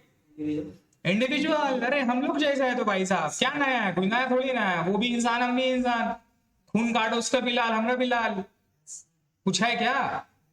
इंडिविजुअल सर, याद रखिएगा, कानून का नजर में सब इक्वल है, कानून का नजर में सब इक्वल है। चोरी हमेशा चोरी है, चाहे 10 करोड़ का रहे चाहे 1 रुपए का रहे, सजा दोनों में सेम है, याद रखिएगा। नहीं समझे? आप किसी का दुकान से 10 रुपए चोरी किए, सजा सेम है। नेक्स्ट में sir red chillies entertainment private limited, companies, perfect. A joint family of Shri Ram, Srimati Ram and their sons Love and Kush. Awesome family. क्या है बताइए? HUF sir, Hindu undivided family, right. अब राम जी से तो आपको नाम तो समझ में आ रहा है सर, हिंदू अनडिवाइडेड फैमिली है ना। राम जी के बारे में पढ़िएगा सर, मतलब what he is actually been, he was so kind. अगर उनका पूरा रीड जो करते हैं ना अपने लोग, रामायण अगर आप पढ़ेंगे और उनके बारे में रीड करेंगे, समझेंगे ना, तो आपको समझ में आ जाएगा कि वो इंसान का कैरेक्टर कैसा था। और नाउ अ डेज जैसा उनका नाम को लेके जैसा डिपिक्ट किया जा रहा है, जैसा पिक्चर किया जा रहा है ना, विच इज सो स्ट्रेसफुल, होना नहीं चाहिए। उनका नाम को लेके तो यूज होना ही नहीं चाहिए, बिकॉज वो हमेशा लाइफ में नॉन वायलेंट के ऊपर में बिलीव करते थे, वायलेंस तो था ही नहीं। हार्ड टू से देखिए सर, कैलकाटा यूनिवर्सिटी किस में जाएगा?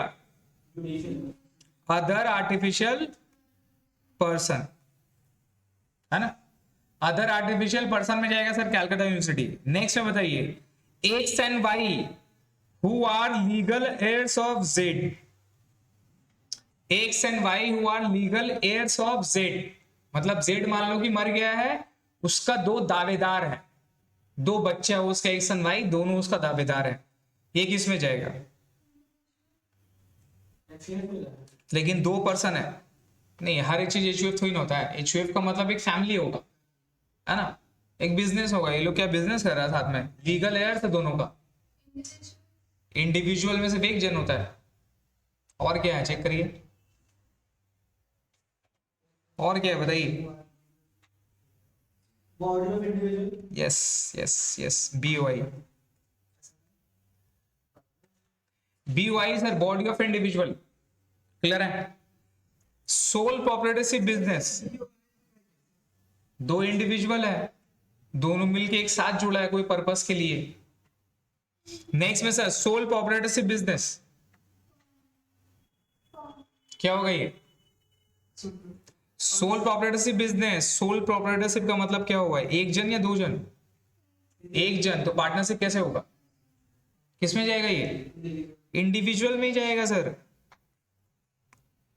मतलब आप जो बिजनेस कर रहे हैं, आप जो बिजनेस करेंगे अपने नाम पे, अपना पैन कार्ड पे, तो आपका बिजनेस किस में फॉलो होगा? इंडिविजुअल में ही फॉलो होगा। नेक्स्ट में Jama Masjid, other artificial judicial person, even जितना भी क्लब, चर्च, मंदिर, मस्जिद सब इसमें जाता है सर, अदर्स में।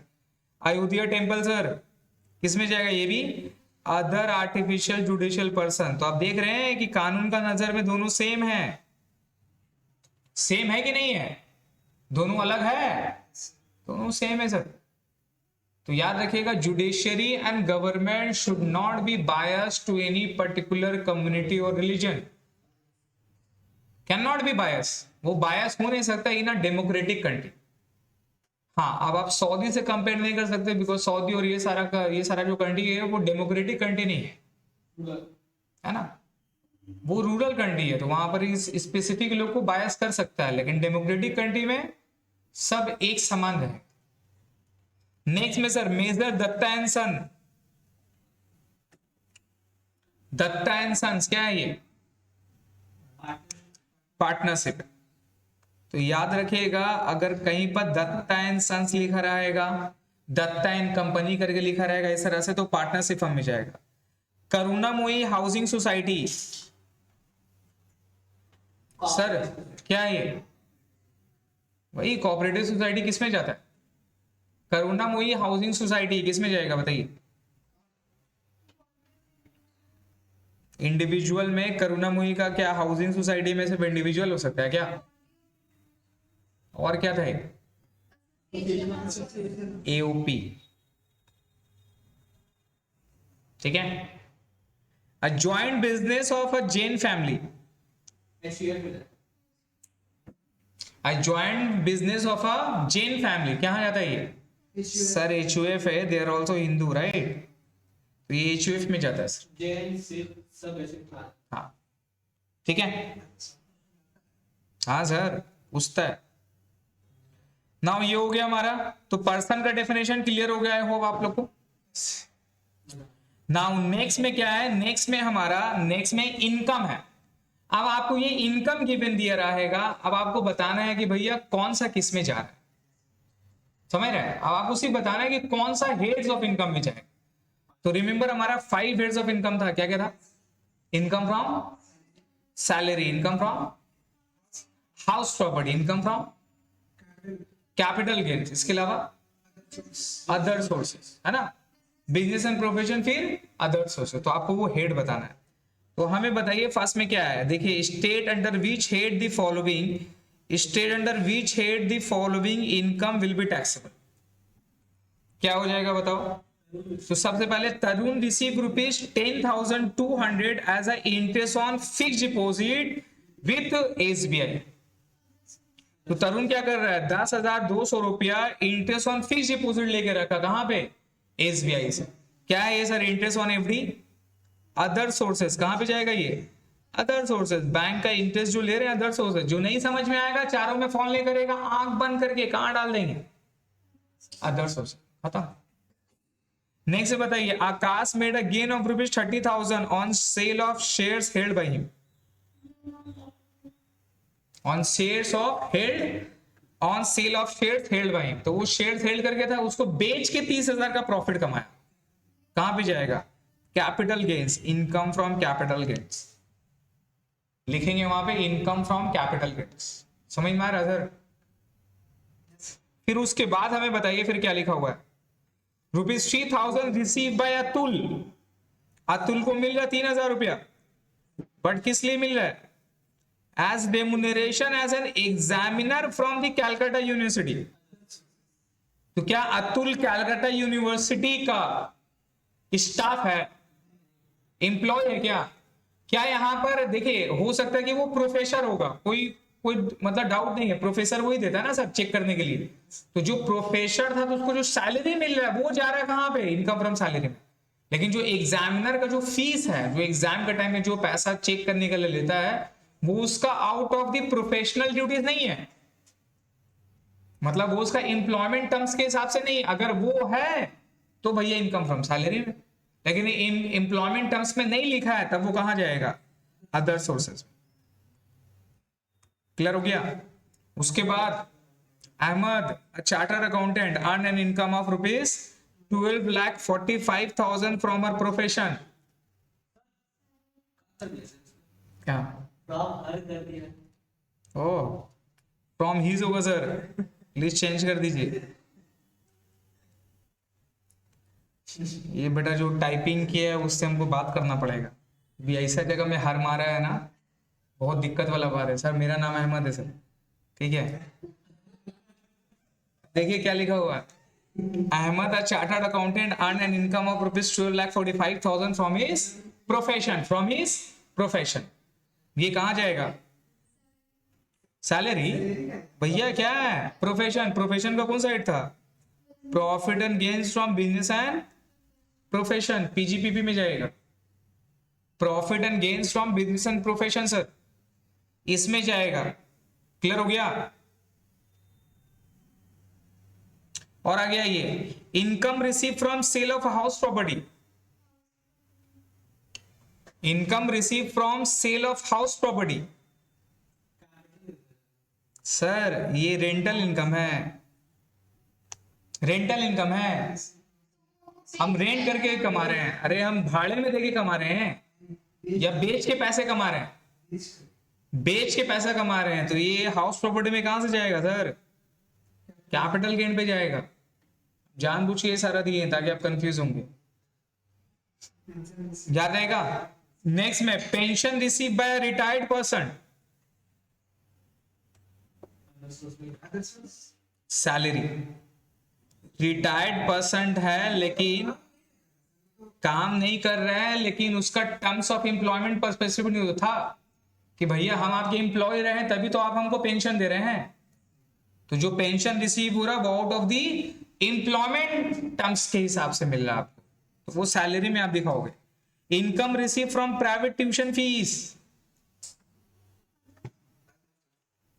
है ना, income receive from private tuition fee जो कि नहीं हो रहा है, कहां जाएगा बोलिए, अदर सोर्सेस में दिखाते हैं।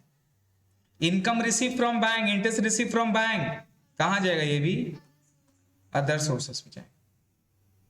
क्लियर हो गया, चीज समझ में आया सर।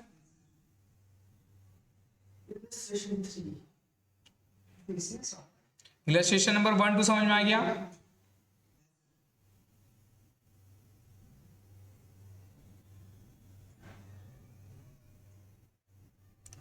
नाउ अब हमारा जो नेक्स्ट पार्ट है वो है असेसमेंट ईयर और प्रीवियस ईयर। किसको अपने लोग बोलेंगे असेसमेंट ईयर और किसको बोलेंगे प्रीवियस ईयर? तो जैसे कि अपने लोग डेफिनेशन में पढ़े थे यहां पे कि टैक्स अर्न किसके ऊपर में था? टैक्स अर्न किसके ऊपर था? Remember, tax on income earn by person. तो इनकम का मतलब अपने ने पढ़ लिया अच्छे से, पर्सन का भी मतलब अपने ने पढ़ लिया, दोनों का इलस्ट्रेशन भी सॉल्व कर लिया। अब क्या है? During the previous year, during the previous year. तो ये शॉर्ट में याद रखिएगा, इनकम अर्न किए प्रीवियस ईयर में टैक्सेबल होगा असेसमेंट ईयर में। क्या बताइए? इनकम अर्न करते हैं प्रीवियस ईयर का, उसका टैक्सेशन कब होगा? Assessment year. और assessment year is always a year after of previous year, या फिर करंट ईयर। ठीक है? तो करंट ईयर जैसा अभी है हमारा, अभी जो चल रहा है, क्या चल रहा है? फरवरी 2022। तो अभी जो हमारा प्रीवियस ईयर वो क्या है? 21-22 चल रहा है। 1 अप्रैल 2021 से लेके 31 मार्च 2022 तक का जो इनकम है इस ईयर को बोलेंगे प्रीवियस ईयर। और इसका टैक्सेबिलिटी जो होगा वो कब होगा? 22-23, that is next year. 1 April 2022 next April में नेक्स्ट ईयर पे जो हमारा है ये हमारा टैक्सेबल होगा, असेसमेंट ईयर जिसको बोलते हैं। तो यहां पर अपने लोगों को एक चीज याद रखना है कि प्रीवियस ईयर और असेसमेंट ईयर क्या है? Previous year, assessment year. Previous year में क्या लगता है? Tax on income, tax on income. और असेसमेंट ईयर में क्या होगा? Tax payable, tax what? Payable, जिसको बोलते हैं टैक्स असेसमेंट। क्या बताइए? क्लियर है? तो इस साल का इनकम के ऊपर में टैक्सेबल कब होगा? Assessment year. इस साल का इनकम के ऊपर में टैक्सेबल कब होगा? Assessment year. तो प्रीवियस ईयर हमको आप बताइएगा 18-19 अगर हुआ तो असेसमेंट ईयर क्या होगा? 19-20 क्या होगा सर? 19-20। अगर प्रीवियस ईयर 19-20 हो गया तो असेसमेंट ईयर क्या होगा? 20-21। अगर असेसमेंट ईयर 22-23 है तो हमारा प्रीवियस ईयर क्या होगा? 21-22। तो इसका मतलब 21-22 का इनकम कहां दिखाएंगे? 22-23। 21-22 का इनकम कहां दिखाएंगे? 22-23 में। अभी आपका जो ईयर चलेगा वो ईयर है 2020-2021 प्रीवियस ईयर, और असेसमेंट ईयर हो जाएगा 2021-2022। ये आपका ईयर है, ठीक है? तो आपका प्रीवियस ईयर और असेसमेंट ईयर क्या है? 2020-21 और 21-22। ये ग्रेजुएशन वाले लोग के लिए है, और जो सीए वगैरह कर रहे हैं प्रोफेशनल में उन लोग के लिए ये ईयर चलता है, करंट ईयर जो अभी रिसेंट चल रहा है, ठीक है? तो याद रखिएगा थोड़ा सा डिफरेंस है।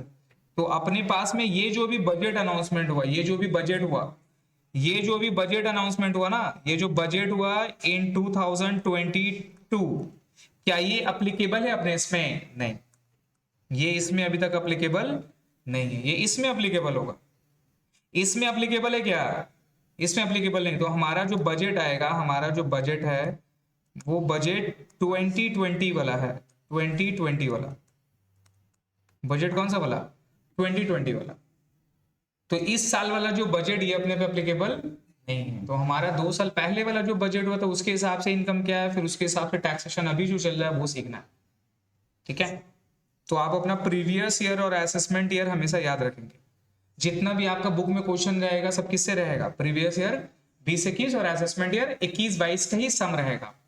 और ये हर साल चेंज होता है ड्यू टू फाइनेंस एक्ट की वजह से। तो इसलिए टैक्स क्या करते हैं? हर साल पढ़ना पड़ता है, अपने रीड करना पड़ता है। इसलिए टैक्सेशन का बुक 1 साल के बाद में बर्बाद, आई वुड से 90% सेम रहता है, बट 10% अपडेट करना पड़ता है आपको, ठीक है?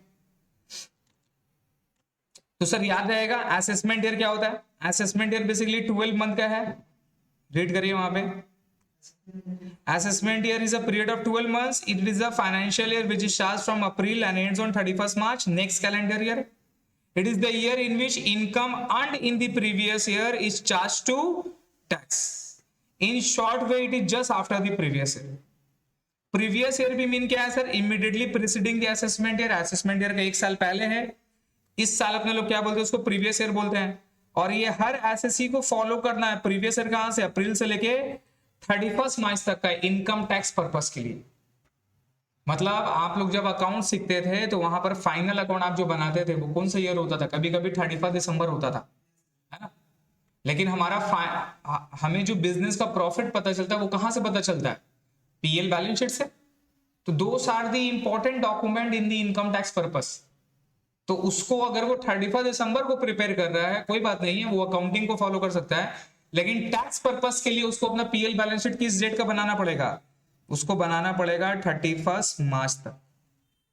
इसलिए बिजनेसमैन क्या करता है, ज्यादातर अप्रैल से लेके मार्च का ईयर एंड रखता है, इनकम टैक्स का ही ईयर को फॉलो करता है, बिकॉज ऑफ डुअल चेंज ना हो जाए। एक ही बार बनाया, यही मेरा अकाउंटिंग का भी होगा, यही हमारा टैक्स का होगा। लेकिन यूएस में ना कैलेंडर ईयर फॉलो होता है, जैन टू दिसंबर। यूएस में टैक्सेशन पर्पस के लिए जैन टू दिसंबर फॉलो होता है, अप्रैल टू मार्च नहीं होता वहां।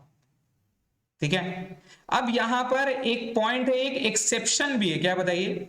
ये एक्सेप्शंस काफी इंपॉर्टेंट है, ये आपको याद भी रखना है। ठीक है, exception to the general note that income of the previous year is tax in the assessment year. मतलब नॉर्मली क्या हो रहा है, इनकम अर्न कब करेंगे, प्रीवियस ईयर में, और उसका टैक्स कब होगा, असेसमेंट ईयर। मतलब प्रीवियस ईयर एक साल पहले ले आएगा, असेसमेंट ईयर उसका बाद वाला साल होगा, राइट। लेकिन देयर आर सर्टेन एक्सेप्शन जिसमें ये रूल फॉलो नहीं होता, जहां पे previous year is equal to assessment year. Yes, तो नॉर्मली अपने लोग क्या सीख रहे हैं कि प्रीवियस ईयर असेसमेंट ईयर एक साल का आगे होता है, आगे पीछे होता है ना सर। लेकिन यहां पर कुछ ऐसा सिनेरियो है, एक्सेप्शंस भी है सर। एक्सेप्शंस क्या है बताइए, जहां पे previous year equal to assessment year होता है। इसका मतलब क्या हो गया, इनकम अर्न किए जिस साल टैक्स भी सेम ईयर पे देना हो, tax payable on same year, दोनों सेम ईयर पे देना होगा। चीज समझ रहे हैं, जिस साल इनकम कमाए उसी साल टैक्स देंगे। ये एक्सेप्शन जानना है आपको, तो वो एक्सेप्शंस क्या है और वो लॉजिक भी आपको मिलेगा किस लिए गवर्नमेंट ऐसा कर रहा है। तो पढ़िए यहाँ पे देयर आर 5 एक्सेप्शंस है, वो 5 एक्सेप्शंस आपको रीड करना है, बिकॉज एग्जाम में ना डायरेक्ट क्वेश्चन पूछ सकता है आपको, name any 5 income on which taxes payable. उसमें क्या क्या पढ़िए, देखिए, this is the general rule that the income of the previous year of the assessee is charge to tax in the immediately following assessment year. However, in the following cases, income of the previous year is assessed in the same previous year. क्या है पढ़िए, 1 number में क्या लिखा है, income of non resident SSC arising from shipping business. तो sir shipping business में अगर कोई नॉन रेसिडेंट एसएससी है तो उसका ऊपर में टैक्स उसी साल चार्ज कर लेता है, इवन सेम डे और सेम टाइम में चार्ज कर लेता है। क्यों, एनआरआई है बेटा।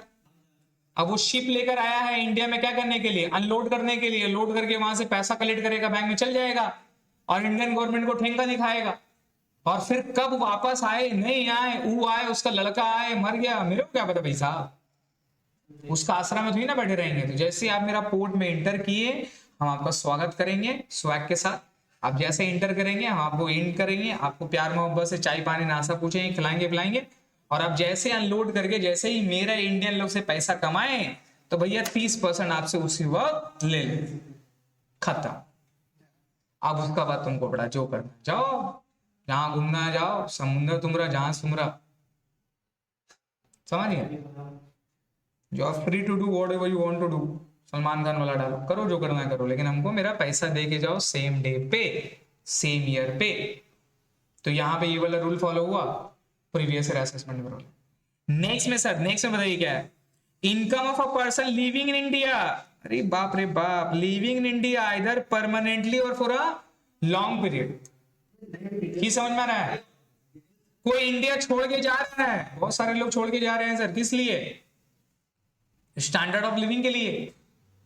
मैं खाली यही चीज सोचता हूं कि जितने भी टैलेंटेड पीपल है वो इंडिया छोड़ के जाना चाहते हैं, because of what, high salary, high paying job, residency, peaceful in life, environment. यहाँ दवा नहीं। लेकिन अगर सब इंटेलेक्चुअल पीपल अगर इंडिया छोड़ के चले गए देन क्या होगा? आप इमेजिन करो कि आज से 20 साल 30 साल पहले अगर हमारा इंडियन गवर्नमेंट भी उस तरह का डेवलप्ड होता कि सुंदर पिचाई और सत्या नडेला जैसे जो पर्सनालिटी है वो इंडिया में ही रहते हैं और इंडिया में कोई बिजनेस वगैरह करते और इंडिया में ही अगर वो शाइन कर पाते तो क्या होता? Imagine they are the intellectual person. बात समझ में? आज देखो ना, जितने भी वर्ल्ड में देखोगे तो मोस्ट ऑफ द कंपनीज के हाई पोजीशंस में इंडियन है ना? It means what? आज गूगल का सीईओ बन गया तो उसे बेनिफिट किसको हो रहा? गूगल को हो रहा। गूगल को बेनिफिट हो रहा तो वहां का जो टैक्सेशन कौन उठा रहा है? अमेरिका। तो पैसा कौन कमा रहा है? गवर्नमेंट। किसके वजह से? एक लीडर के वजह से। अगर दोस्त लीडर इंडिया कैन रिटेन, अगर रिटेन कर पाता तो आज से 10 साल 20 साल के बाद क्या होता सर? फायदा होता है, नुकसान होता? लेकिन उस सब चीजों के मामले में कोई नहीं बोल रहा। हाँ, सुंदर पिचाई सीईओ ऑफ इंडिया ना, सीना चौड़ा करके रखा है, मेरा इंडिया पार में गूगल कंपनी का सीईओ बन के बैठा है, मेरा इंडिया बस सही है ना? नहीं है, लेकिन उसको रोकने के लिए ऑब्वियसली सर एक आपका ह्यूमन नेचर का क्या है, एक पॉइंट है। आपको यहाँ जॉब मिल रहा है 50,000 60,000, बाहर में जॉब मिला 5 लाख रुपया का, बाहर में जॉब मिला 5 लाख रुपए का। इसका मतलब फॉरेन जो है कंपनी वो आपका पोटेंशियल कैलिबर को पहचान रही है, आपको 10 टाइम्स हायर पे करने के लिए राजी है, आपको गाड़ी दे रही है, बंगला दे रही है, सब दे रही है। क्यों नहीं जाएगा इंसान को? यहीं पे डिफरेंस आ जाता है, देश के प्रति प्यार कितना है आपका। तो भैया इंसान सबसे पहले अपने आप से प्यार करता है, अपना फैमिली से प्यार करता है, उसको लाइफ स्टाइल अच्छा देंगे, प्रोवाइड करेंगे, सब अपनी फैमिली के बारे में सोचता है पहले, राइट? फैमिली अगर सिक्योर है, सेफ है, सब कुछ सही चलेगा तो फिर देश के बारे में, सोसाइटी के बारे में बात करो भाई साहब, है ना? क्या मैंने गलत बात बोला? यही है ना सर? तो ये सारा इश्यूज है सर। चलिए कोई पर्सन अगर इंडिया छोड़ के जा रहा है तो क्या करेंगे उससे? टैक्स अगला साल लेंगे। बाबू ठीक है तुम जाओ, कोई बात नहीं है, हम लोग देख लेंगे, अपना समझ लेंगे, लेकिन पैसा दे के जाओ टैक्स दे के जाओ, जो तुम्हारा टैक्स ड्यू है उसको क्लियर करके जाओ, तब तुमको जाने देंगे। क्लियर है? इसलिए सेम ईयर पे होता है। नेक्स्ट में सर क्या लिखा हुआ है? अब प्लीज ये माल्या का एग्जाम्पल मेरे से मत पूछ लीजिएगा यहाँ पे, सर कैसे छोड़ के गया वो मत पूछिएगा सर, ये तो सर यहाँ लिखा हुआ था सेम डे पे सेम ईयर पे टैक्स क्लियर करके जाएगा, कैसे चला गया वो, प्लीज वो सब क्वेश्चन मेरे से मत पूछिए। Incomes of bodies form for short duration, joint venture जो कि एंड हो जाएगा, है ना? तो उसका ईयर अब वो एंड हो गया, एंड हो रहा है तो क्या होगा? टैक्स नेक्स्ट ईयर कैसे देगा भाई, वो तो खत्म हो गया बिजनेस, तो उसी साल कलेक्ट करते हैं, जिसको शॉर्ट टर्म ड्यूरेशन बिजनेस बोलता है। नेक्स्ट में आइए, income of a person who is likely to transfer his properties to avoid tax, अपना प्रॉपर्टी को छुपा रहा है, किस लिए? टैक्स को बचाने के लिए। तो उसका बाद में हम टैक्स नेक्स्ट ईयर का वेट नहीं करेंगे, उसका असेसमेंट करके बोलेंगे भैया पैसा देने होगा तुमको 15 दिन के अंदर में, डिमांड इशू कर देंगे, नहीं दोगे तो हम आ रहे हैं, है ना?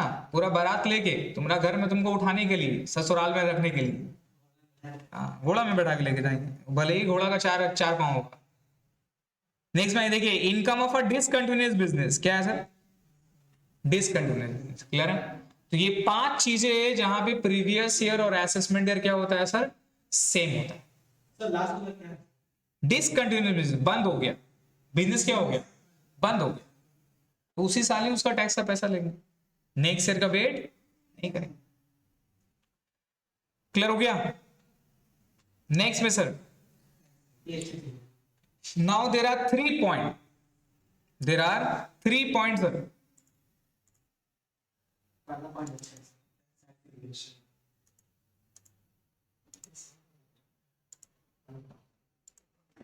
देखिए सर, देर आर 3 पॉइंट। अब ये 3 चीज समझिएगा,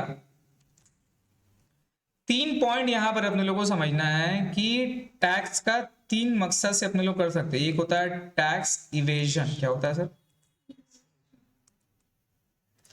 एक होता है टैक्स अवॉइडेंस, क्या होता है सर? एक होता है टैक्स प्लानिंग। क्लियर है? तीनों में क्या डिफरेंस है, चीज समझिए। तीनों में क्या डिफरेंस है? टैक्स इवेजन का मतलब होता है नहीं देंगे। जो नया करेंगे। यस, नहीं देंगे पैसा, जो करना है कर लो। होता है ना कुछ ऐसा एकदम टेढ़ी आदमी रहता है ना, एकदम टेढ़िया आएगा, जो करना है कर लो, देख लेंगे समझ लेंगे। तो भैया गवर्नमेंट से ऐसे मत टेढ़ियाइएगा, वो बहुत कुछ कर लेगा चाहेगा तो, ये समझे? चाहेगा तो बहुत कुछ कर लेगा। सबसे टेढ़िया गवर्नमेंट से नहीं टेढ़िया होगा। आज देखो ना, जितना भी जो होता है, जितना भी क्रिमिनल एक्टिविटीज वगैरह जो भी करता नहीं करता है, राइट, गवर्नमेंट से डायरेक्टली कोई नहीं टेढ़िया। कोई भी गैंगस्टर कोई भी इसको कभी भी देखते हैं कि गवर्नमेंट को ऐसे करते हुए, गवर्नमेंट आ मेरा कुछ करके दिखा, कभी नहीं बोलेगा वो, कभी नहीं। गवर्नमेंट है भाई, उसके पास मिलिट्री है, उसके पास पुलिस है, उसके पास लेटेस्ट इक्विपमेंट है, टेक्नोलॉजी है, आधार कार्ड का ट्रैक कर रहा है, आप कहाँ हो नहीं हो सब पता है उसको, पेगासस सॉफ्टवेयर है, बहुत कुछ है, वो तो बहुत कुछ कर लेगा।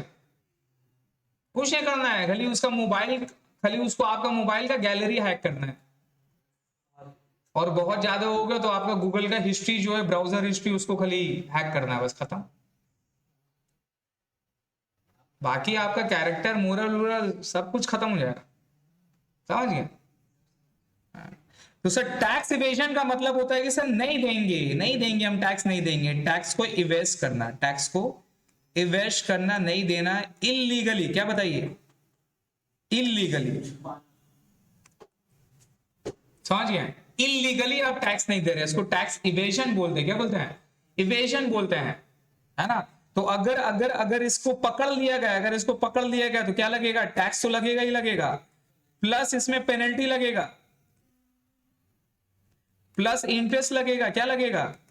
और पेनल्टी भी दो तरह का, एक हो गया लेट पेनल्टी और एक हो गया कंसीलमेंट। क्या हो गया? जो मैंने आपको बताया था, 100 to 300% ऑफ टैक्स का पेनल्टी लग गया। मतलब इन शॉर्ट में जहां पकड़ाए हैं तो पूरा का पूरा खत्म, रतन नूरा खत्म, पूरा पूरा का पूरा टैक्स चल जाएगा, एक भी रुपया नहीं बचेगा सर, है ना? प्लस अगर आप पकड़ा गए और फिर भी पैसे नहीं दे रहे हैं तो लीगल एक्शन भी ले सकते हैं। क्या ले सकते हैं? ये क्रिमिनल एक्टिविटी है। कौन सा एक्टिविटी है? ये क्रिमिनल एक्टिविटी है। फिर क्रिमिनल एक्टिविटी में मेरा ट्रांसफर हो जाएगा और आप जेल भी जा सकते हैं। कहां जा सकते हैं? जेल भी जा सकते हैं सर, आप जेल भी जा सकते हैं।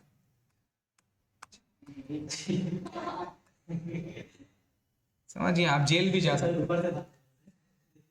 ऊपर से भाग जाएगा, अब नहीं भागे, आप जेल भी जा सकते हैं। That's called tax evasion. Clear है? तो गवर्नमेंट देख ले तो क्या कर लेंगे। नेक्स्ट में sir tax avoidance. Tax avoidance क्या है? Now due to the complexity, due to complexity of law, law में कॉम्प्लेक्सिटी होने की वजह से there are some loopholes. क्या बताइए? There are some loopholes, ठीक है? There are some loopholes, बहुत सारा लूप होल्स है। कॉम्प्लिकेटेड होने की वजह से लूप होल्स है। लूप होल्स मतलब क्या है, मैं आपको बता रहा हूं कि मान लीजिए कि मैं एक रेफरेंस ले रहा हूं, जैसे आपका रिलीजियस रेफरेंस ले रहा हूं आपको समझाने के लिए। अब जैसे कि हमारा कुरान है ना, Quran is written in Arabic language, है ना? और अपने लोग जो रीड करते हैं, अगर कुरान, एक होता है कि जस्ट पढ़ना और एक होता है समझना। तो ड्यू टू लैंग्वेज बैरियर के वजह से अपने लोग जो समझने के लिए कुरान पढ़ते हैं वो ट्रांसलेशन वर्जन होता है, either in English, either in Urdu, Hindi, Bengali, वो ट्रांसलेटेड वर्जन है ना? तो अपने लोग डायरेक्टली कुरान को नहीं समझ रहे। हमारे पास बीच में एक मीडिया है, एक बीच में एक बंदा है who has intellectual capability of translating from Arabic language to their native language into his best capability. लेकिन वो 100% कभी भी दावा नहीं कर सकता है ना? अब वो अरबिक का लैंग्वेज है, अब उसको वो हिंदी में, इंग्लिश में ट्रांसलेट करेगा तो वो बहुत सारा वर्ड को चॉइस करता है। क्या करता है? वर्ड को चॉइस करता है। अब वो वर्ड का डिफरेंट मीनिंग हो सकता है, एग्जैक्ट मीनिंग नहीं हो सकता है। तो यहाँ पे इसलिए जब ट्रांसलेट जो लोग करके जो अपने लोग ट्रांसलेटेड बुक पढ़ते हैं समझने के लिए, तो वहां पर डिफरेंट डिफरेंट राइटर हो गया। अगर ऐसा होता कि सब राइटर लोग मिल के आपस में बहस करके मार काट करके बेटा एक ही निकालता ट्रांसलेटेड बुक जो अपने लोग समझते हैं पढ़ने के लिए, तो हमारे यहाँ पे झगड़ा नहीं होता हर एक वर्सेस को लेके कि इसका मीनिंग क्या है, इसका मीनिंग क्या है, राइट। तो डिफरेंट डिफरेंट राइटर का अलग अलग मीनिंग का बुक है, अलग अलग अपने लोग पढ़ते हैं, तो कोई भी एक वर्सेस का मीनिंग उसके हिसाब से ऐसा था, उसके हिसाब से ऐसा था, जो कि चेंज हो जाता है इंटरप्रिटेशन के टाइम, और झगड़ा क्या होता है, बढ़ जाता है कि नहीं। सेम यहां पर भी है सर, लूप होल्स आइडेंटिफाई होता है due to the complexity and technical language of the law का डिफरेंट एक एक वर्ड का अलग अलग मीनिंग हो जाता है। तो वो लूप होल्स को क्या करता है ना, एक्सपर्ट आइडेंटिफाई करता है। क्या आइडेंटिफाई करता है?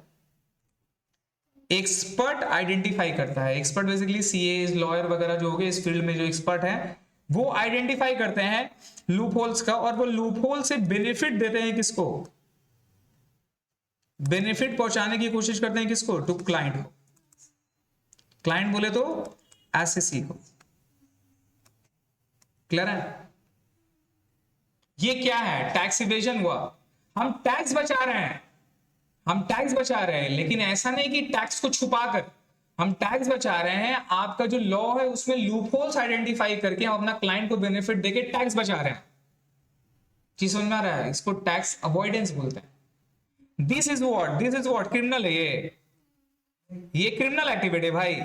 अरे जेल लेके चल जाओगे यार, हाँ जेल लेके चल जाओगे क्या? क्या गोली मार दोगे क्या? इसके ऊपर में कुछ पेनल्टी चार्ज करोगे आप? क्या पेनल्टी चार्ज करोगे आप? प्रूफ कर दो आप सही हो, रॉन्ग है, फाइट करो मेरे से लीगली, पेनल्टी चार्ज करोगे आप? पेनल्टी चार्ज होगा क्या? नहीं होगा। लेकिन गवर्नमेंट बोलता है दिस इज इमोरल। क्या बोलता है बताइए? इमोरल। क्या है बताइए? इमोरल। गवर्नमेंट बोला कि इमोरल है। अरे मोरली करेक्ट नहीं है भाई साहब, मेरा इंटेंशन समझिए। क्या था इंटेंशन? था ना, हर एक लॉ आता तो क्या था उसके साथ में इंटेंशन आता ना सर। मेरा इंटेंशन समझने की कोशिश करिए, और इंटेंशन क्या है? पैसा लेना। आप इंटेंशन समझिए sir, this is immoral activity, मत करिए। क्या होगा फायदा आपका? कैसे इंटरेस्ट के खिलाफ है? गवर्नमेंट इंटरेस्ट के खिलाफ है भाई, पब्लिक इंटरेस्ट के लिए तो फायदा है। समझ में आ रहा? तो सर अपने लोग क्या करते हैं, टैक्स अवॉइडेंस करते हैं, which is permissible in law, but इसको इमोरल एक्टिविटी बोल दिया। Now the last part that is tax planning. Now tax planning is recommended. आप टैक्स प्लानिंग करिए। क्या करिए? टैक्स प्लानिंग करिए। अब ये टैक्स प्लानिंग क्या है मैं आपको बताता हूं। जिस तरह से अभी बजट पास हो गया, क्या पास हुआ? अभी बजट पास हुआ ना भाई साहब, ये बजट 2020 के हिसाब से मेरा फाइनेंस एक्ट आएगा। क्या आएगा? मेरा फाइनेंस एक्ट 2022 आएगा। और ये फाइनेंस एक्ट अप्लीकेबल कब से होगा? ये अप्लीकेबल होगा 1 अप्रैल 2022 से लेके 31 मार्च 2023 का इनकम के ऊपर में। ये प्रीवियस ईयर के ऊपर में इनकम में होगा। अब एसएससी को एडवांस में पता है कि भैया ये आया है प्रोविजन, और इस साल मेरे इनकम में ये चीज अप्लाई होगा। तो हम क्या कर सकते हैं, एसएससी यहाँ पे क्या करेगा बताइए? एसएससी को एडवांस में पता है टैक्स के बारे पे, तो एसएससी यहाँ पर एक्सपर्ट के साथ में सीए के साथ में बैठ के क्या कर सकता है? एडवाइस ले सकता है। क्या ले सकता है बोलिए?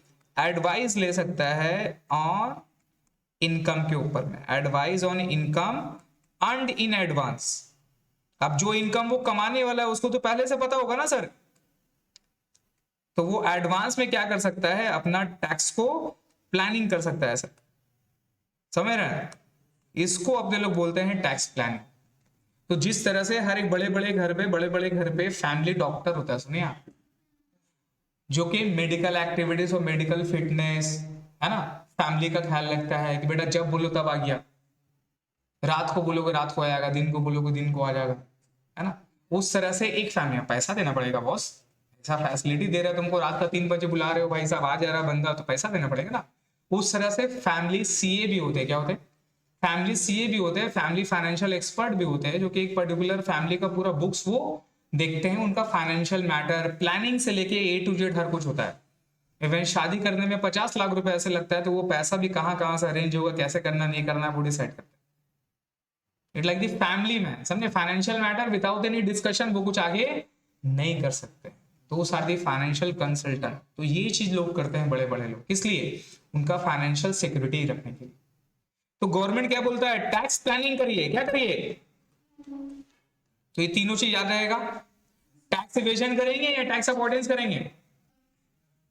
इवेजन बोल रहे हैं इन लोग। अरे बाबा, अभी ना बता के गए कि जेल जाओगे सब जाओगे, अभी ना बोल के गए कि नहीं करना है भाई साहब, जेल में चल जाओगे सब चल जाओगे, अभी बोला सर टैक्स इवेजन करेंगे। ओ अभी का स्टूडेंट लोग, पता है अभी का स्टूडेंट लोग ना टिडियाने का बहुत आदत है, मतलब ना ज्यादा है कुछ नहीं, अंदर से एक थप्पड़ मारो गिर जाएगा, है कुछ नहीं लेकिन दिखाने गए। तो sir tax evasion, tax avoidance, tax planning याद रहेगा। तो इसको पढ़ लीजिएगा, ठीक है। ये वाला है, देख लीजिएगा, basic principle follow charging income tax, difference between exemption and deduction, ठीक है। एसोसिएशन ऑफ पर्सन और बॉडी ऑफ इंडिविजुअल में क्या डिफरेंस है? आपको जो नेक्स्ट क्लास में पढ़कर आना है घर से, वो करके आना है। ये रेट ऑफ टैक्स आपको पढ़ना है पूरा।